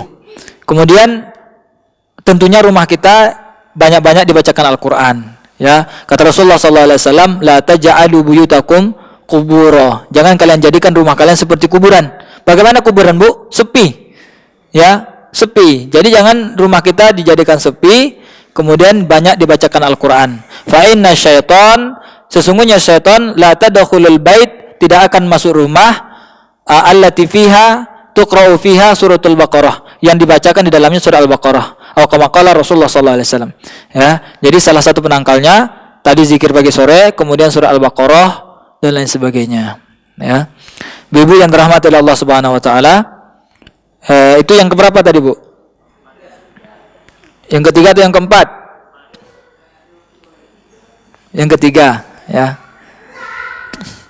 Kemudian yang keempat, yang menyebabkan hati kita dimatikan oleh Allah, kata Abu Ishaq Ibrahim bin Adham, beliau mengatakan, kalian mengaku cinta kepada Rasulullah, namun kalian tidak mengamalkan sunnah-sunnahnya. Ya. Kalian mengaku cinta pada Rasulullah, namun tidak mengamalkan sunnah-sunnahnya. Ketika kita menjadi seorang muslim, dan ketika kita mengucapkan syahadatain, dalam syahadat yang kedua, ketika kita mengucapkan wa asyhadu anna Muhammadar Rasulullah, pada saat itu pula kita telah berjanji di dalam diri kita bahwa tidak ada, dan kita yakin bahwa Rasulullah adalah utusan Allah Subhanahu wa taala. Ya, ketika kita mengucapkan itu, maka harus yakin pula lah, ya, bahwa seluruh perbuatan kita harus mengikuti sunnah Rasulullah SAW. Ya, yakin bahwa Rasulullah adalah tauladan yang harus kita ikuti. Yakin bahwa apa yang dibawa oleh Rasulullah adalah sesuatu yang benar. Ya, dan yakin bahwa Rasulullah adalah penutup para nabi, tidak ada nabi setelahnya. Walaupun yang ngaku setelahnya namanya bagus-bagus, walaupun ganteng, walaupun kaya, kalau dia mengaku nabi setelah Muhammad, maka wajib tidak percaya. Ya, banyak sekali. Ya, sampai kemarin aja di Sulawesi masih ada yang ngaku nabi. Ya, masih ada. Baru-baru kemarin beberapa hari yang lalu saya lihat videonya. Ya, jadi orang yang mengaku nabi itu pasti ada. Ya, kata Rasulullah, tidak akan terjadi kiamat sampai 30 orang mengaku sebagai nabi. Ulah lebih. Ya, wallahu alam makna 30 itu bagaimana? Ya, yang jelas banyak. Jangankan nabi, Bu, Jibril pun ada yang ngakui. Ya, tangkap juga kan. Jadi polisi Indonesia luar biasa. Jangankan nabi ditangkap, jangankan koruptor ya kan. Nabi, malaikat pun ditangkap. Nah, luar biasa. Ya. Jadi itu yang keempat, kita harus mengikuti semua pola hidup kita adalah apa yang diajarkan oleh Rasulullah SAW. Dalam pembahasan yang lalu, ketika berbicara tentang amalan-amalan ahli surga, ya kita juga sedikit menjelaskan bagaimana tentang Rasulullah SAW dan apa kewajiban kita terhadap beliau. Ya, bahwa yakinlah Rasulullah itu adalah tauladan yang paling baik. Ketika kita mengikuti pola hidup beliau 24 jam, maka kita akan menjadi pribadi yang baik. Pastilah. Ya, karena tidak ada perbuatan beliau, gerak-gerik beliau, ucapan beliau yang dicela oleh Allah Subhanahu wa taala.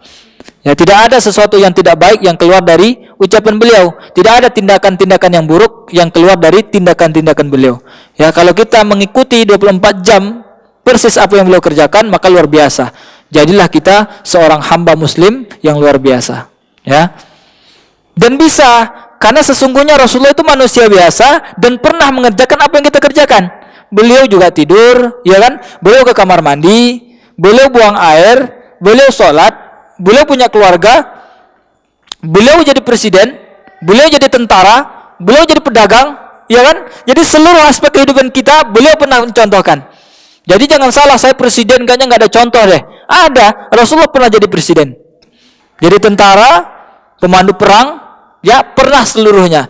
Jadi seorang ayah, beliau punya anak, punya istri, ya, beliau punya istri, jadi seorang suami dan sebagainya, dan lain sebagainya, ya. Beliau juga menjadi ustadz, ya kan, jadi dai, jadi seluruhnya setelah dicontohkan oleh Rasulullah. Ya, tidak ada lagi alasan bagi kita untuk tidak mengikuti Rasulullah SAW. Ya, terutama tentang akhlak dan ibadah. Kalau untuk masalah pakaian, ya, kalau untuk model, itu nomor sekian lah. Yang pertama nutup aurat terlebih dahulu lah. Ya, bagaimana beliau mengajarkan istri-istrinya menutup aurat. Kalau untuk pakaiannya, walaupun nggak sama pakaian kita dengan pakaian Aisyah radhiyallahu anha, nggak apa-apa. Ya, tetapi tetap Bunda Aisyah nutup aurat, kita juga nutup aurat. Ya, Bunda Aisyah pakaiannya syar'i, kita juga pakaian harus syar'i. Juga harus begitu. Ya, kalau untuk model merek, ya nggak mungkin lah sama merek kita dengan merek Bunda Aisyah, ya kan? Nggak harus sama. Ya. Jadi untuk model, untuk harga, untuk merek, itu terserah kembali kepada pribadi ibu-ibu sekalian. Terutama yang harus kita perhatikan, bagaimana Rasulullah mengajarkan istri-istrinya berpakaian sesuai syariat. Ya, itu yang harus kita yakini. Ya, ibu-ibu yang dirahmati oleh Allah Subhanahu Wa Taala, jadi rugi. Ya, rugi sekali orang-orang yang mereka yakin bahwa Muhammad adalah utusan Allah, namun mereka tidak menjadikan beliau sebagai contoh teladan dalam hidupnya. Dan lebih rugi lagi, ya, mereka yang berani melecehkan Rasulullah SAW. Ya, pernah kita bahas pertemuan yang lalu, bagaimana orang-orang yang melecehkan Rasulullah. Ya, bagaimana hukuman Allah Subhanahu Wa Taala. Mereka walaupun melecehkan Rasulullah dalam keadaan bercanda, mereka dihukumi murtad oleh Allah Subhanahu Wa Taala. Ya, orang yang yakin bahwa Rasulullah nyolong jambu waktu kecil, itu menghina pribadi Rasulullah. Ya, kalau dia yakin dengan apa yang dia ucapkan, dia murtad dari Islam. Dia harus syahadat ulang. Ya, tidak boleh hanya istighfar, minta maaf dan lain sebagainya. Ya, begitu. Kalaupun kita juga begitu, misalnya ada teman kita yang mungkin bercadar, kita nggak bercadar, kemudian menyebutkan bahwa orang bercadar itu ninja, ya, atau dengan orang yang banyak katakan bahwa bercadar itu adalah adatnya Yahudi, ya, budayanya Yahudi, itu walaupun dia sedang bercanda sambil tertawa mengucapkan itu, maka dia murtad dari Islam. Oh, Islam. Ya, yang kemarin mengatakan Rasulullah nyolong jambu itu Gus, ya, orang yang punya ilmu, yang punya jemaah banyak, ya, orang Islam. Ya, tapi ketika dia menjadikan Rasulullah bahan ejekan, walaupun bercanda, maka dia murtad dari Islam.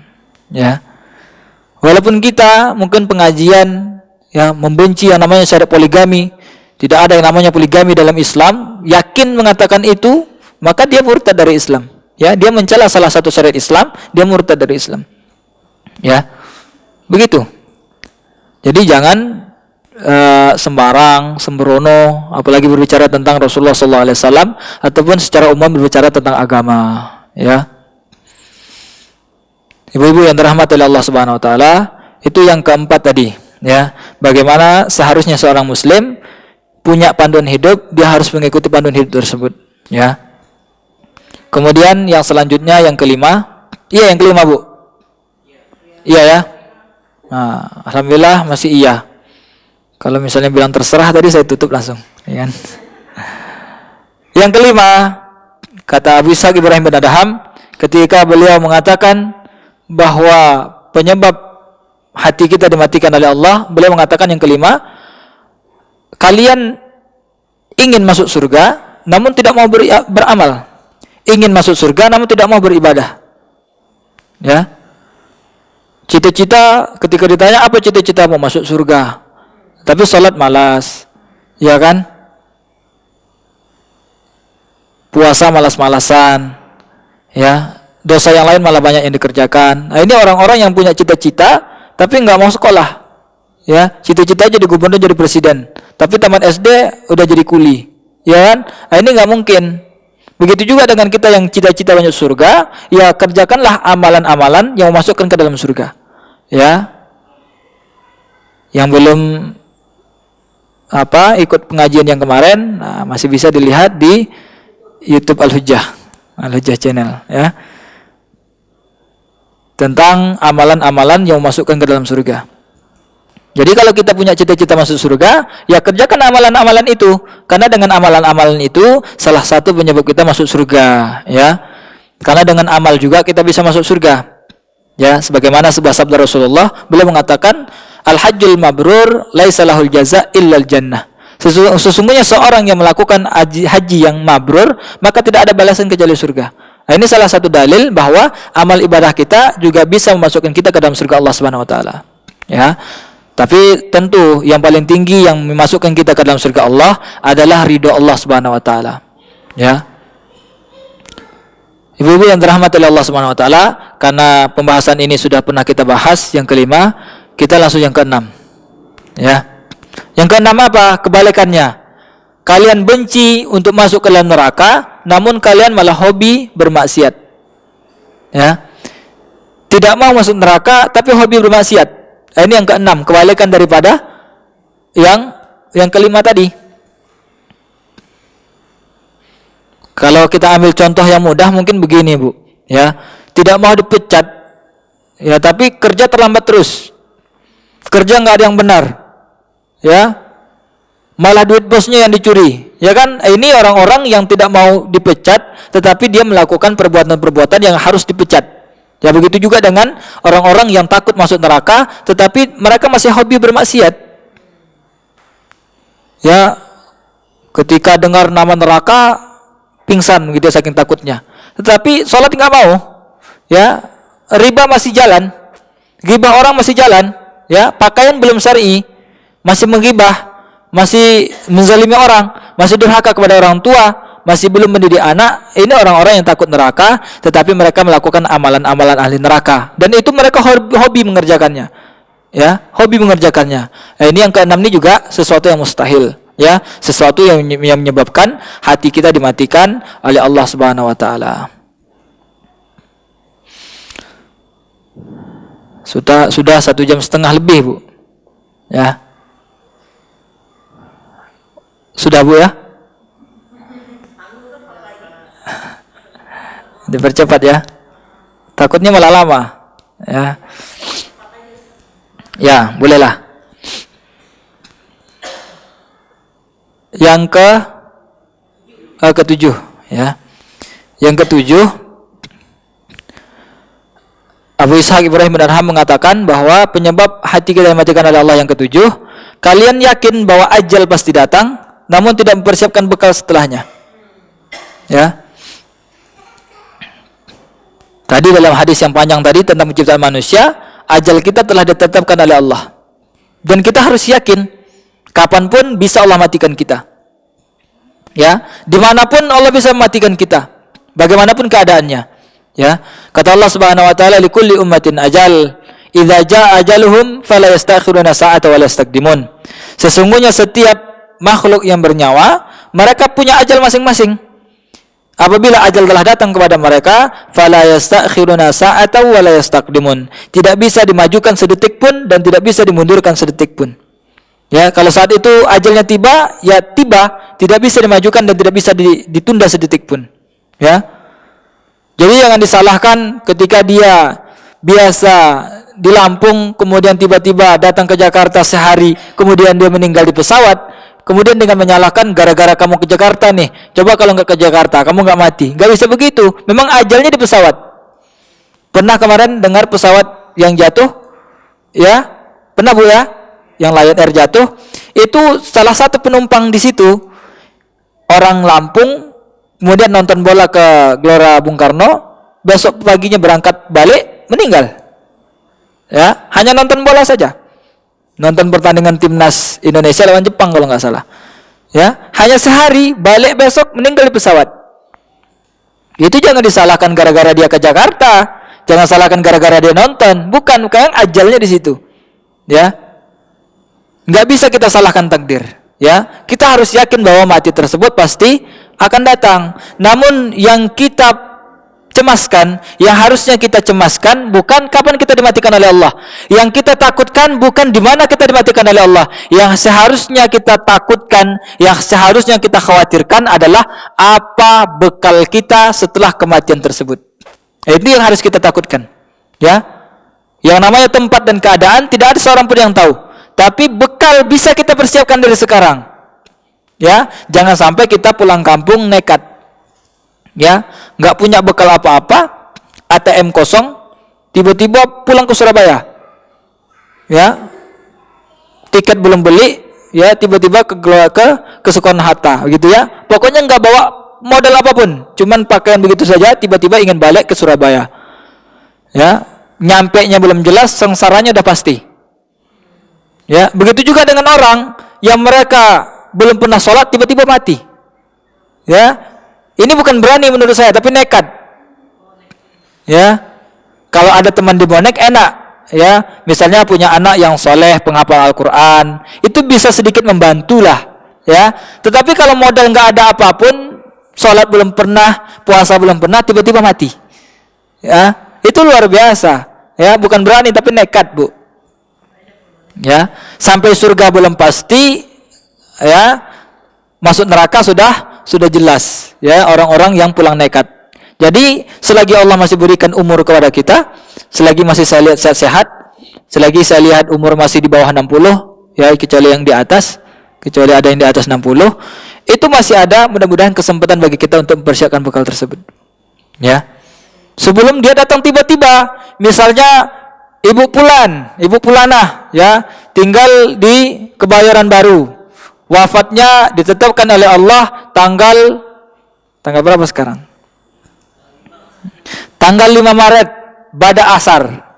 Hanya dengan kasus kesandung batu. Ya, itu kan harus siap-siap kita Bu. Ya, bisa jadi pada asar kena batu meninggal, ya kan? Kalau Allah takdirkan begitu mau bagaimana? Ya, nggak ada lagi kesempatan kita untuk balik. Ya, makanya banyak orang-orang di neraka kelak ketika setelah dimatikan oleh Allah, mereka minta dikembalikan hidup hanya untuk melaksanakan amal soleh sedikit saja. Ya, banyak di antara mereka untuk melakukan amal soleh, untuk melakukan sedekah dan lain sebagainya. Ya, banyak di antara mereka yang menyesal ketika diberikan umur panjang oleh Allah, mereka tidak mempersiapkan bekal sebaik-baiknya. Jadi jangan anggap kematian tersebut datang ketika kita sakit. Bukan. Jangan kita anggap kematian datang hanya untuk mereka yang umur 63 tahun ke atas. Bukan. Ya, ibarat kematian tersebut ibarat kelapa dan buah-buahnya. Banyak di antara buah kelapa tersebut yang masih kecil-kecil itu sudah jatuh. Banyak nggak Bu? Ada yang masih muda, kelapa muda jatuh. Ada kan? Ada di atas yang sudah hompong sama tupai nggak jatuh-jatuh Bu. Ada kan? Ada. Jadi ada orang di rumah sakit yang sudah tidak bisa bergerak, beli napas sehari 25 juta, itu enggak mati-mati Bu, ada. Ya, ada mereka yang masih bayi dalam kandungan meninggal. Ada ya? Ada. Ada mereka yang sehat, segar bugar dalam keadaan olahraga main bola, setelah mencetak gol selebrasi meninggal. Ada enggak? Ada Bu. Ya, videonya banyak. Ada yang presenter sedang membacakan berita tiba-tiba tergolek meninggal. Ada. Ya, ada seorang ulama yang sedang berikan tausiah, meninggal ada. Ada mereka yang sedang salat subuh, meninggal ada. Dan itu umurnya tidak rata, kesehatannya tidak rata, ya. Tapi tetap ajal tersebut sudah ditetapkan oleh Allah Subhanahu wa taala, ya. Jadi terutama kita harus memperbanyak bekal. Ya, apa bekal yang paling baik? Pertama takwa. Ya, kata Allah Subhanahu wa taala dalam surah Al-Baqarah surat yang kedua ayat 197. Wa tazawwadu fa inna khairaz zadi taqwa. Ya, surah Al-Baqarah ayat 197. Wa tazawwadu fa inna khairaz zadi taqwa. Berbekallah kalian dan sebaik-baik bekal adalah takwa. Ya. Nah, tentang takwa insyaallah akan kita bahas khusus kalau Ramadan ada. Ya, 2 bulan lagi. Itu materinya khusus karena salah satu hadiah puasa adalah takwa. Kemudian yang kedua, bekal yang paling baik yang kedua adalah amal soleh. Amal soleh, Bu. Yang pertama dari takwa, yang kedua amal soleh. Ya, bagaimana Rasulullah SAW bersabda, yatba'ul mayit salah satun. Mayit ketika diiring ke kuburnya, dia diikuti oleh 3 golongan. Farajasnani wa yabqa wahid. Yang 2 akan pulang kembali ke tempatnya masing-masing. Wa yabqa wahid. Dan yang akan setia menemaninya dalam kuburan 1. Apa yang 3 tersebut? Ahluhu, keluarga, maluhu, harta, wa amaluhu, amalnya. Yang 2 akan kembali. Keluarga akan kembali ke tempat masing-masing, ya. Harta juga akan kembali ke tempat masing-masing. Wa yabqa wahid, dan yang akan setia menemaninya dalam kuburan adalah amal-amalnya, ya. Jadi keluarga kita banyak-banyak sekarang, Bu. Suami yang kita cintai, anak yang kita sayang, itu mereka ketika mati kita tanya, ada nggak yang mau menemani kita dalam kuburan? Nggak ada, mereka akan kembali. Bapak yang sekarang kita sayang-sayang, ya, yang kita cinta-cinta, tanya, mau nggak menemani ibu dalam kuburan? Nggak mau dia. 2 hari setelah itu dia udah mulai lihat ponsel, ya kan? Mana nih pengganti, gitu ya? Begitu. Harta juga begitu, Bu. Nggak mau harta itu masuk ke dalam kubur kita. Handphone ibu yang sehari sekarang ibu pegang lebih banyak daripada Al-Quran itu mau dimasukkan ke dalam kuburan, anak-anak ibu nggak boleh. Ya, bahkan jam 2 ibu meninggal, jam 3 itu mereka udah mulai nih incar-incar. HP yang pertama nih untuk anak yang pertama nih. Ya, iPhone ini yang mahal yang ibu belanjakan dari ngutang dulu, ya, itu untuk saya nih anak terakhir, gitu ya. Itu udah mulai diincar-incar. Cincin ibu yang ibu pakai sekarang, jam 2 meninggal, jam 3 udah mulai dilepas sama bapak. Untuk apa? Untuk mahar, untuk dapat istri baru, ya. Jadi jangan disayang-sayang, Bu. Jangan disayang-sayang, ya. Bagaimana cara baik untuk merawat cincin sebelum mati tiba-tiba, sebelum dijemput ajal kita tiba-tiba oleh Allah? Sedekahkan, karena itulah amal yang paling baik menemani kita dalam kuburan kita kelak, ya. Jangan disayang-sayang. Ya, jangan disayang-sayang. Kalau mau sayang sama anak, jadikan dia ahli Al-Quran. Itu anak yang akan menjadi penolong kita dalam kuburan. Idza mata ibnu Adam inqata amaluhu illa min salas. Apabila anak Adam telah meninggal dunia, maka terputuslah semua amalnya. Amal salat sunnahnya terputus, amal baca Qur'annya terputus. Illa min salas, kecuali 3. Apa yang ketiga? Sedekah jariyah, sedekah yang jariyah, yang pahalanya terus mengalir. Kalau selama ini sebelum ibu meninggal, ibu pernah sedekah untuk sesuatu yang mengalir pahalanya, maka walaupun ibu telah meninggal, walaupun kita telah ada dalam kuburan, maka pahala tersebut akan terus mengalir. Yang kedua, ilmu yang bermanfaat. Ya, misalnya ibu pernah mengajarkan anak kecil atau anak ibu Al-Fatihah. Selama Al-Fatihahnya dipakai untuk sholat, maka ibu akan mendapatkan pahala setiap dia sholat. Yang ketiga, waladun soleh yada'u lahu, anak yang soleh yang selalu mendoakan dia. Jadi untuk sayang sama anak, jadikan dia anak yang soleh, yang kelak kira-kira setelah kita meninggal, dia masih mau mendoakan kita. Nah, itu anak yang bermanfaat itu begitu. Kalau misalnya punya anak hanya disekolahkan tinggi, tidak ada ilmu agama, tidak mau sholat, untuk apa punya anak? Ya, nggak ada manfaatnya. Apa manfaatnya? Kira-kira anak seperti itu manfaatnya apa? Nggak ada, Bu. Ya. Manfaatnya mungkin ketika di dunia, duit belanja kita mungkin dikasih 5 juta sebulan, ada manfaatnya. Namun ketika kita sudah mati, dia sudah sukses di dunia, duitnya sudah banyak, istrinya cantik, cucu kita banyak, kemudian apa manfaat bagi kita setelah kita dalam kuburan? Enggak ada.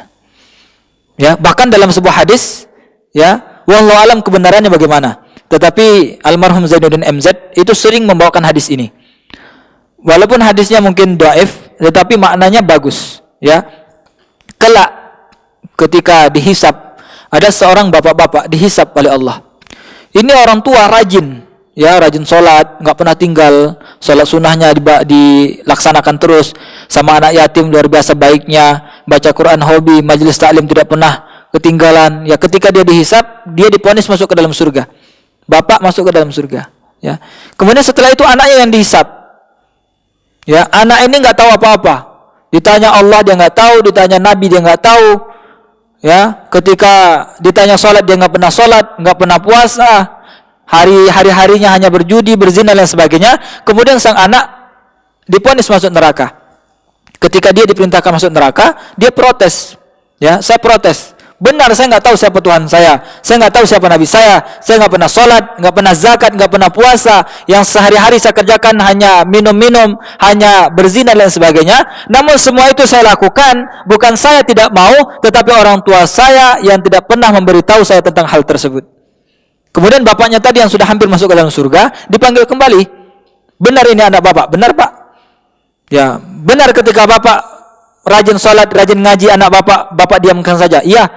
Ya, benar ketika bapak melakukan sholat tetapi anak bapak berzina, bapak diamkan saja. Iya. Ya, kemudian apa kata Allah? Bahwa anak adalah amanah. Menyanyiakan amanah adalah khianat. Khianat adalah dosa besar dan dosa besar tempatnya neraka. Jadi sekarang bapak dan anak bapak gabung ke dalam neraka. Ya. Jadi anak yang seperti itu bukan hanya memasukkan kita ke dalam surga, bahkan bisa membawa kita ke dalam neraka Allah Subhanahu wa taala. Nauzubillah. Jadi rasa syukur kita punya anak bukan dengan menyalahkan mereka dengan sekolah favorit, Bu. Ya. Syukur, salah satu syukur kita ketika kita punya anak, yakni didiklah mereka memiliki agama. Ya, hanya dengan agama tersebutlah mereka akan diselamatkan di akhirat kelak dan bisa menyelamatkan orang tuanya. Kan mungkin banyak ibu-ibu mendengar bagaimana seorang anak yang hafal Al-Quran, dia bisa memberi orang tua dan keluarga dekat-dekatnya. Ya.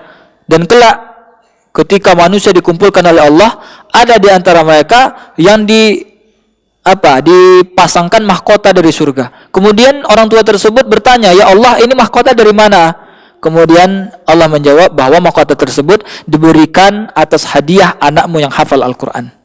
Ya. Jadi anak yang baik itu bisa menjadi syafaat, ya kan? Tapi anak yang buruk bisa menjadi laknat kita kelak di hadapan Allah di akhirat kelak, ya. Jadi bekal yang pertama tadi takwa, yang kedua amal soleh, ya. Sekali lagi untuk harta jangan terlalu banyak disimpan-simpan. Ya, yang kira-kira selama ini kita punya harta, susah kelak kita menjawab di hadapan Allah, kita dapatkan dari mana? Maka sekarang silahkan sedekahkan supaya lebih aman ketika kita meninggal, ada jawaban kita kelak, harta kita sudah kita sedekahkan di jalan Allah Subhanahu wa taala. Ya. Karena sekecil apapun harta yang kita miliki, itu akan diminta pertanggungjawaban oleh Allah Subhanahu wa taala, ya. Jadi saya bukan nakut-nakuti ibu-ibu, bukan. Ya. Bukan saya suruh habiskan harta ibu-ibu, bukan, ya. Tetap yang namanya bekal harus ada, tetapi jangan terlalu disayang-sayang. Gunakan bekal tersebut yang bermanfaat bagi kita kelak setelah ajal kita tiba-tiba datang, ya. Ibu yang dirahmati oleh Allah Subhanahu wa taala. Kemudian yang keberapa lagi, Bu? Yang ke-8, ya.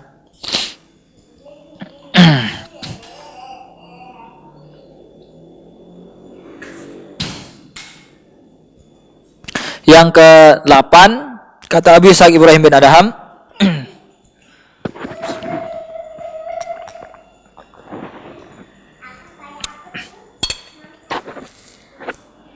yang ke-8 kata beliau yang menyebabkan hati seseorang hamba dimatikan oleh Allah, yakni kalian sibuk mencari aib orang lain, namun kalian lupa dengan aib kalian sendiri. Ya, ini yang ke-8, Bu. Sibuk mencari aib kekurangan orang lain, tapi lupa kalau dia juga punya aib. Ya, kalau pepatah itu mengatakan begini, Bu. Semut yang jauh itu kelihatan, Bu. Sedangkan gajah yang depan mata nggak kelihatan. Ya, jadi aib orang yang jauh dia korek-korek setiap hari sampai ketemu aib orang. Padahal dia sendiri juga punya aib. Jadi orang-orang seperti ini kasihan sekali, ya, kasihan sekali, hati mereka akan dimatikan oleh Allah karena mereka sibuk mencari aib orang lain, lupa kalau mereka juga punya aib. Ya, kemana-mana kumpul kerjanya hanya ghibah saja. Ya, kesalahan-kesalahan orang lain dikorek-korek terus. Ya, ketemu tukang sayuran, kalau nggak ghibah nggak sah kayaknya belanja, gitu ya. Beli cabai cuma 5.000, ngomongin orang 2 jam. Ya, ini kasihan sekali orang-orang seperti ini. Ya, apa kata Umar bin Khattab? Beliau mengatakan, hasibu anfusakum qabla an tuhasabu. Hisablah diri kalian terlebih dahulu sebelum kalian dihisab oleh Allah Subhanahu wa taala. Jadi tidak ada perintah untuk menghisab orang lain, itu enggak ada. Ya. Jadi ada kata-kata yang bagus mengatakan, jangan mentang-mentang kita punya lidah, kita bebas membicarakan aib orang lain. Sedangkan kita lupa, kita juga punya aib dan orang lain juga punya lidah. Ya. Jangan mentang-mentang kita punya lidah, kita mudah membicarakan aib orang lain. Kita lupa bahwa kita punya aib dan orang lain juga punya lidah. Ya. Jadi jaga diri kita daripada mencari-cari kesalahan orang lain ataupun mencari-cari membicarakan aib orang lain. Itu tidak baik, ya. Kata Allah Subhanahu wa taala dalam surat Al-Hujurat surat ke-49 ayat yang ke-12, orang yang menggibah atau membicarakan aib orang lain itu seperti dia memakan bangkai temannya sendiri. Ya. Jangan kita menggibah, karena orang yang menggibah itu seperti memakan bangkai temannya sendiri, ya. Jadi itu yang ke-8, Bu, ya. Karena waktu kita sedikit lagi. Yang ke-9. Sekarang yang ke-9. Beliau mengatakan yang ke-9 dari penyebab hati kita dimatikan oleh Allah, kalian memakan rizki dari Allah namun kalian lupa bersyukur. Ya. Kalian memakan rizki dari Allah, namun kalian lupa bersyukur. Ini yang ke-9 tadi, ya.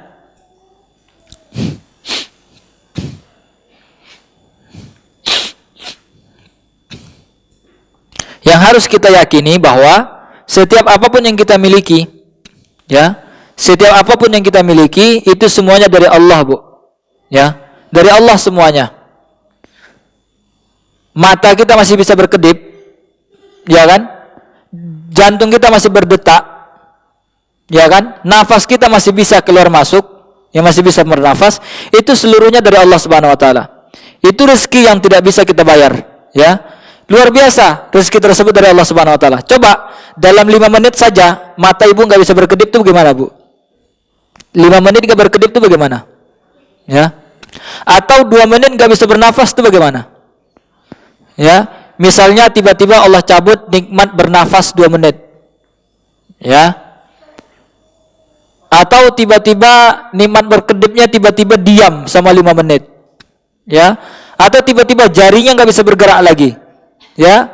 Itu susah kita untuk melakukan aktivitas. Ya, makanya Allah berikan hal-hal tersebut cuma-cuma. Ya, gratis Allah berikan. Ya. Salah satu jari kita saja, Bu, yang 5 nggak bisa bergerak salah satu, itu sudah susah kita bergerak, ya. Ini masih Allah berikan bergerak seluruhnya, ya, dengan mudah, dengan sehat dan lain sebagainya. Kalau Allah cabut rezeki tersebut sebentar saja, ya, itu tidak bisa kita bayangkan bagaimana keadaan kita. Makanya Allah berikan hal tersebut cuma-cuma. Apa yang diperintahkan oleh Allah, apakah Allah ingin kita mengganti? Enggak, ya. Allah enggak minta kita mengganti. Ya, Allah berikan kepada kita air dari langit, enggak Allah minta kita ganti itu. Ya, apa yang Allah minta? Allah hanya memerintahkan kepada kita untuk bersyukur, itu saja. Cukup syukur saja, enggak usah dibalas, enggak usah diganti, ya, enggak usah dan lain sebagainya, cukup bersyukur saja. Ya. Cukup bersyukur kepada Allah Subhanahu wa taala, ya. Paling tidak cara syukur itu ada 3, Bu. Yang pertama, syukur dengan hati. Ya. Syukur dengan hati itu caranya merenungi bahwa semuanya dari Allah.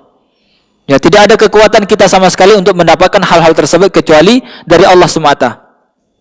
Yang kedua, syukur dengan lisan, banyak-banyak mengucapkan alhamdulillahirabbil alamin. Ya. Kemudian yang ketiga, syukur dengan perbuatan. Ya. syukur dengan perbuatan. Diberikan umur sehat, diberikan kesehatan oleh Allah, maka gunakan untuk bersyukur dengan cara gunakan untuk beribadah kepada Allah Subhanahu wa taala. Diberikan misalnya kelebihan harta oleh Allah, ya gunakan untuk menunjang dakwah Allah Subhanahu wa taala. Ya, diberikan harta-harta yang lain oleh Allah, salah satu cara syukurnya belanjakan harta tersebut di jalan Allah Subhanahu wa taala. Itulah syukur yang sesungguhnya, ya. Bagaimana kita mensyukuri nikmat Allah Subhanahu wa taala. Karena semua yang kita miliki bisa jadi memasukkan kita ke neraka atau ke surga Allah Subhanahu wa taala, ya. Misalnya kita kaya, kekayaan itu bisa memasukkan kita ke neraka loh, Bu. Ya, dan bisa juga memasukkan kita ke surga. Dengan apa? Tergantung dia syukur atau enggak syukur. Kalau dia diberikan harta oleh Allah syukur, maka bisa jadi harta tersebut memasukkan dia ke dalam surga. Tetapi diberikan harta oleh Allah, dia kufur, tidak mau bersyukur kepada Allah, bisa jadi harta tersebut akan memasukkan dia ke dalam neraka Allah. Pemimpin juga begitu. Pemimpin kalau dia syukur dengan pemimpin yang dia miliki, maka bisa jadi pemimpinan tersebut memasukkan dia ke dalam surga. Tetapi apabila diberikan amanah pemimpin, dia tidak bersyukur, kufur kepada Allah, bisa jadi kepemimpinan tersebut akan membuat dia masuk ke neraka Allah Subhanahu wa taala. Ilmu juga begitu, dengan ilmu seseorang bisa masuk ke dalam surga, bisa masuk ke neraka Allah Subhanahu wa taala. Dengan apa? Tergantung syukur atau tidak syukur. Jadi seluruh apapun yang kita miliki bisa memasukkan kita ke dalam surga ataupun bisa memasukkan kita ke neraka Allah Subhanahu wa taala, tergantung syukur atau tidak syukur. Ya. Jadi perintah Allah kepada kita, la in syakartum la azidannakum wa la in kafartum inna adzabi lasyadid. Apabila kalian bersyukur, Allah akan berikan tambahannya lebih banyak. Tapi apabila kalian kufur, maka azab nerakalah yang pedih bagi kalian. Itu kata Allah Subhanahu wa taala, ya. Kemudian apabila kita bersyukur, itu kembali kepada diri kita sendiri masing-masing, ya. Wa may yashkur fa inna ma yashkuru li nafsihi, kata Allah. Barang siapa yang bersyukur, maka dia bersyukur untuk dirinya sendiri. Jadi apabila kita bersyukur kepada Allah, kembalinya untuk kita, bukan untuk Allah. Ya, ketika kita bersyukur itu tidak menambah Allah semakin jaya, tidak semakin menambah Allah semakin mulia, tidak. Apabila kita kufur itu tidak menjatuhkan martabat Allah. Ya, tetapi apabila kita bersyukur itu kembali kepada diri kita masing-masing. Dengan cara apa kembalinya? Ya, kita bersyukur harta Allah berikan kepada kita, Allah akan berikan tambah banyak harta tersebut. Toh kembalinya kepada kita, ya kan? Jadi apabila kita bersyukur kembali kepada diri kita masing-masing. Ya, tidak untuk menambah kewibawaan Allah dan lain sebagainya. Tidak. Allah tidak butuh kepada syukur kita.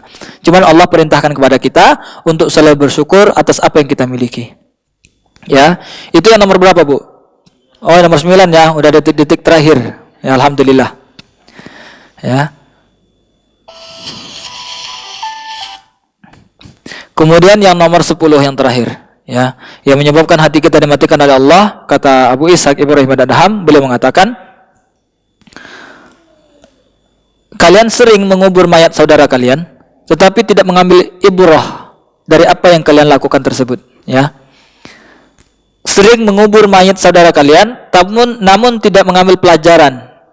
Ya, mungkin ibu-ibu sering ya ngubur teman-temannya dulu ya, atau ngubur suami, ngubur anak, ngubur orang tua. Ya, kalau saya belum pernah. Ya, tetapi yang harus kita pikirkan bagaimana kita merenung. Mengambil ibrah dari apa yang kita kerjakan tersebut, ya. Misalnya yang kita kubur itu teman kita yang dulu kaya, Bu. Ya, harus kita renungi bahwa kekayaan teman kita dahulu sekarang dia sudah menjadi mayat, tidak ada apa-apanya. Dulu teman saya ini, misalnya begitu ya, punya rumah besar. Setiap provinsi ada rumahnya. Namun lihat rumah terakhirnya hanyalah kuburan tidak lebih 2 meter kali 2 meter. Ya kan? Ini teman saya dulu, kalau pergi kemana-mana reuni, mobilnya sering ganti-ganti dan mereknya mahal-mahal. Namun lihat, ketika kendaraan dia terakhir, ternyata hanya keranda saja. Ini teman saya dulu, misalnya ya, kalau pergi reuni, ada kumpul bareng teman-teman, pasti bajunya pakaiannya mahal. Mereknya harganya 1 juta di atas 1 juta. Ya, tapi lihat, pakaian dia terakhir hanya kain kafan saja, ya. Jadi sekarang walaupun dulu dia kaya raya, sekarang sudah tidak ada apa-apanya di mata Allah Subhanahu wa taala. Hanya seperti seonggok daging yang sudah tidak bisa bergerak karena sudah tidak punya nyawa. Ya. Jadi harus kita renungi, Bu, ya. Sekaya apapun dulu, kelak kita akan menjadi seperti itu. Ya, semahal apapun pakaian kita sekarang, pasti pakaian terakhir kita adalah kain kafan. Ya kan? Sebagus apapun rumah kita, pasti tempat tinggal terakhir kita adalah kuburan, ya, dan lain sebagainya. Tetap yang paling baik yang harus kita persiapkan sekali lagi, ya, bekal kita sebanyak-banyaknya, ya. Jadi jangan iri kepada mereka yang lebih kaya kepada kita, Bu, karena rumah terakhir kita sama. Jangan terakhir dengan jabatan yang pakaian mereka mewah, karena pakaian terakhir kita sama, ya. Nggak bisa bawa apa-apa dalam pakaian tersebut. Orang kantong aja nggak boleh, apalagi bawa ATM, ya kan? Nggak bisa bawa bekal apa-apa, ya. Bekal yang paling baik tidak bisa dibawa dengan tangan, ya, tetapi dia dibawa oleh catatan malaikat Allah Subhanahu wa taala, yakni amal-amal soleh kita, ya. Mungkin itu dapat saya sampaikan. Mudah-mudahan apa yang kita sampaikan pada siang hari ini bisa menambah wawasan ketakwaan kita kepada Allah Subhanahu wa taala, dan tentunya setelah kita mengetahui 10 hal tersebut yang menyebabkan hati kita dimatikan oleh Allah, kita hilangkan perbuatan-perbuatan tersebut yang dengannya hati kita kembali dihidupkan oleh Allah, yang dengannya pula insyaallah doa-doa kita akan diijabah, didengar oleh Allah Subhanahu wa taala. Amin ya rabbal alamin. Kita tutup dengan doa kifaratul majelis. Subhanakallahumma bihamdika asyhadu an la ilaha illa anta astaghfiruka wa atubu ilaik. Saya rasa tidak ada pertanyaan karena sudah azan. Ya, terima kasih atas perhatian. Wassalamualaikum warahmatullahi wabarakatuh.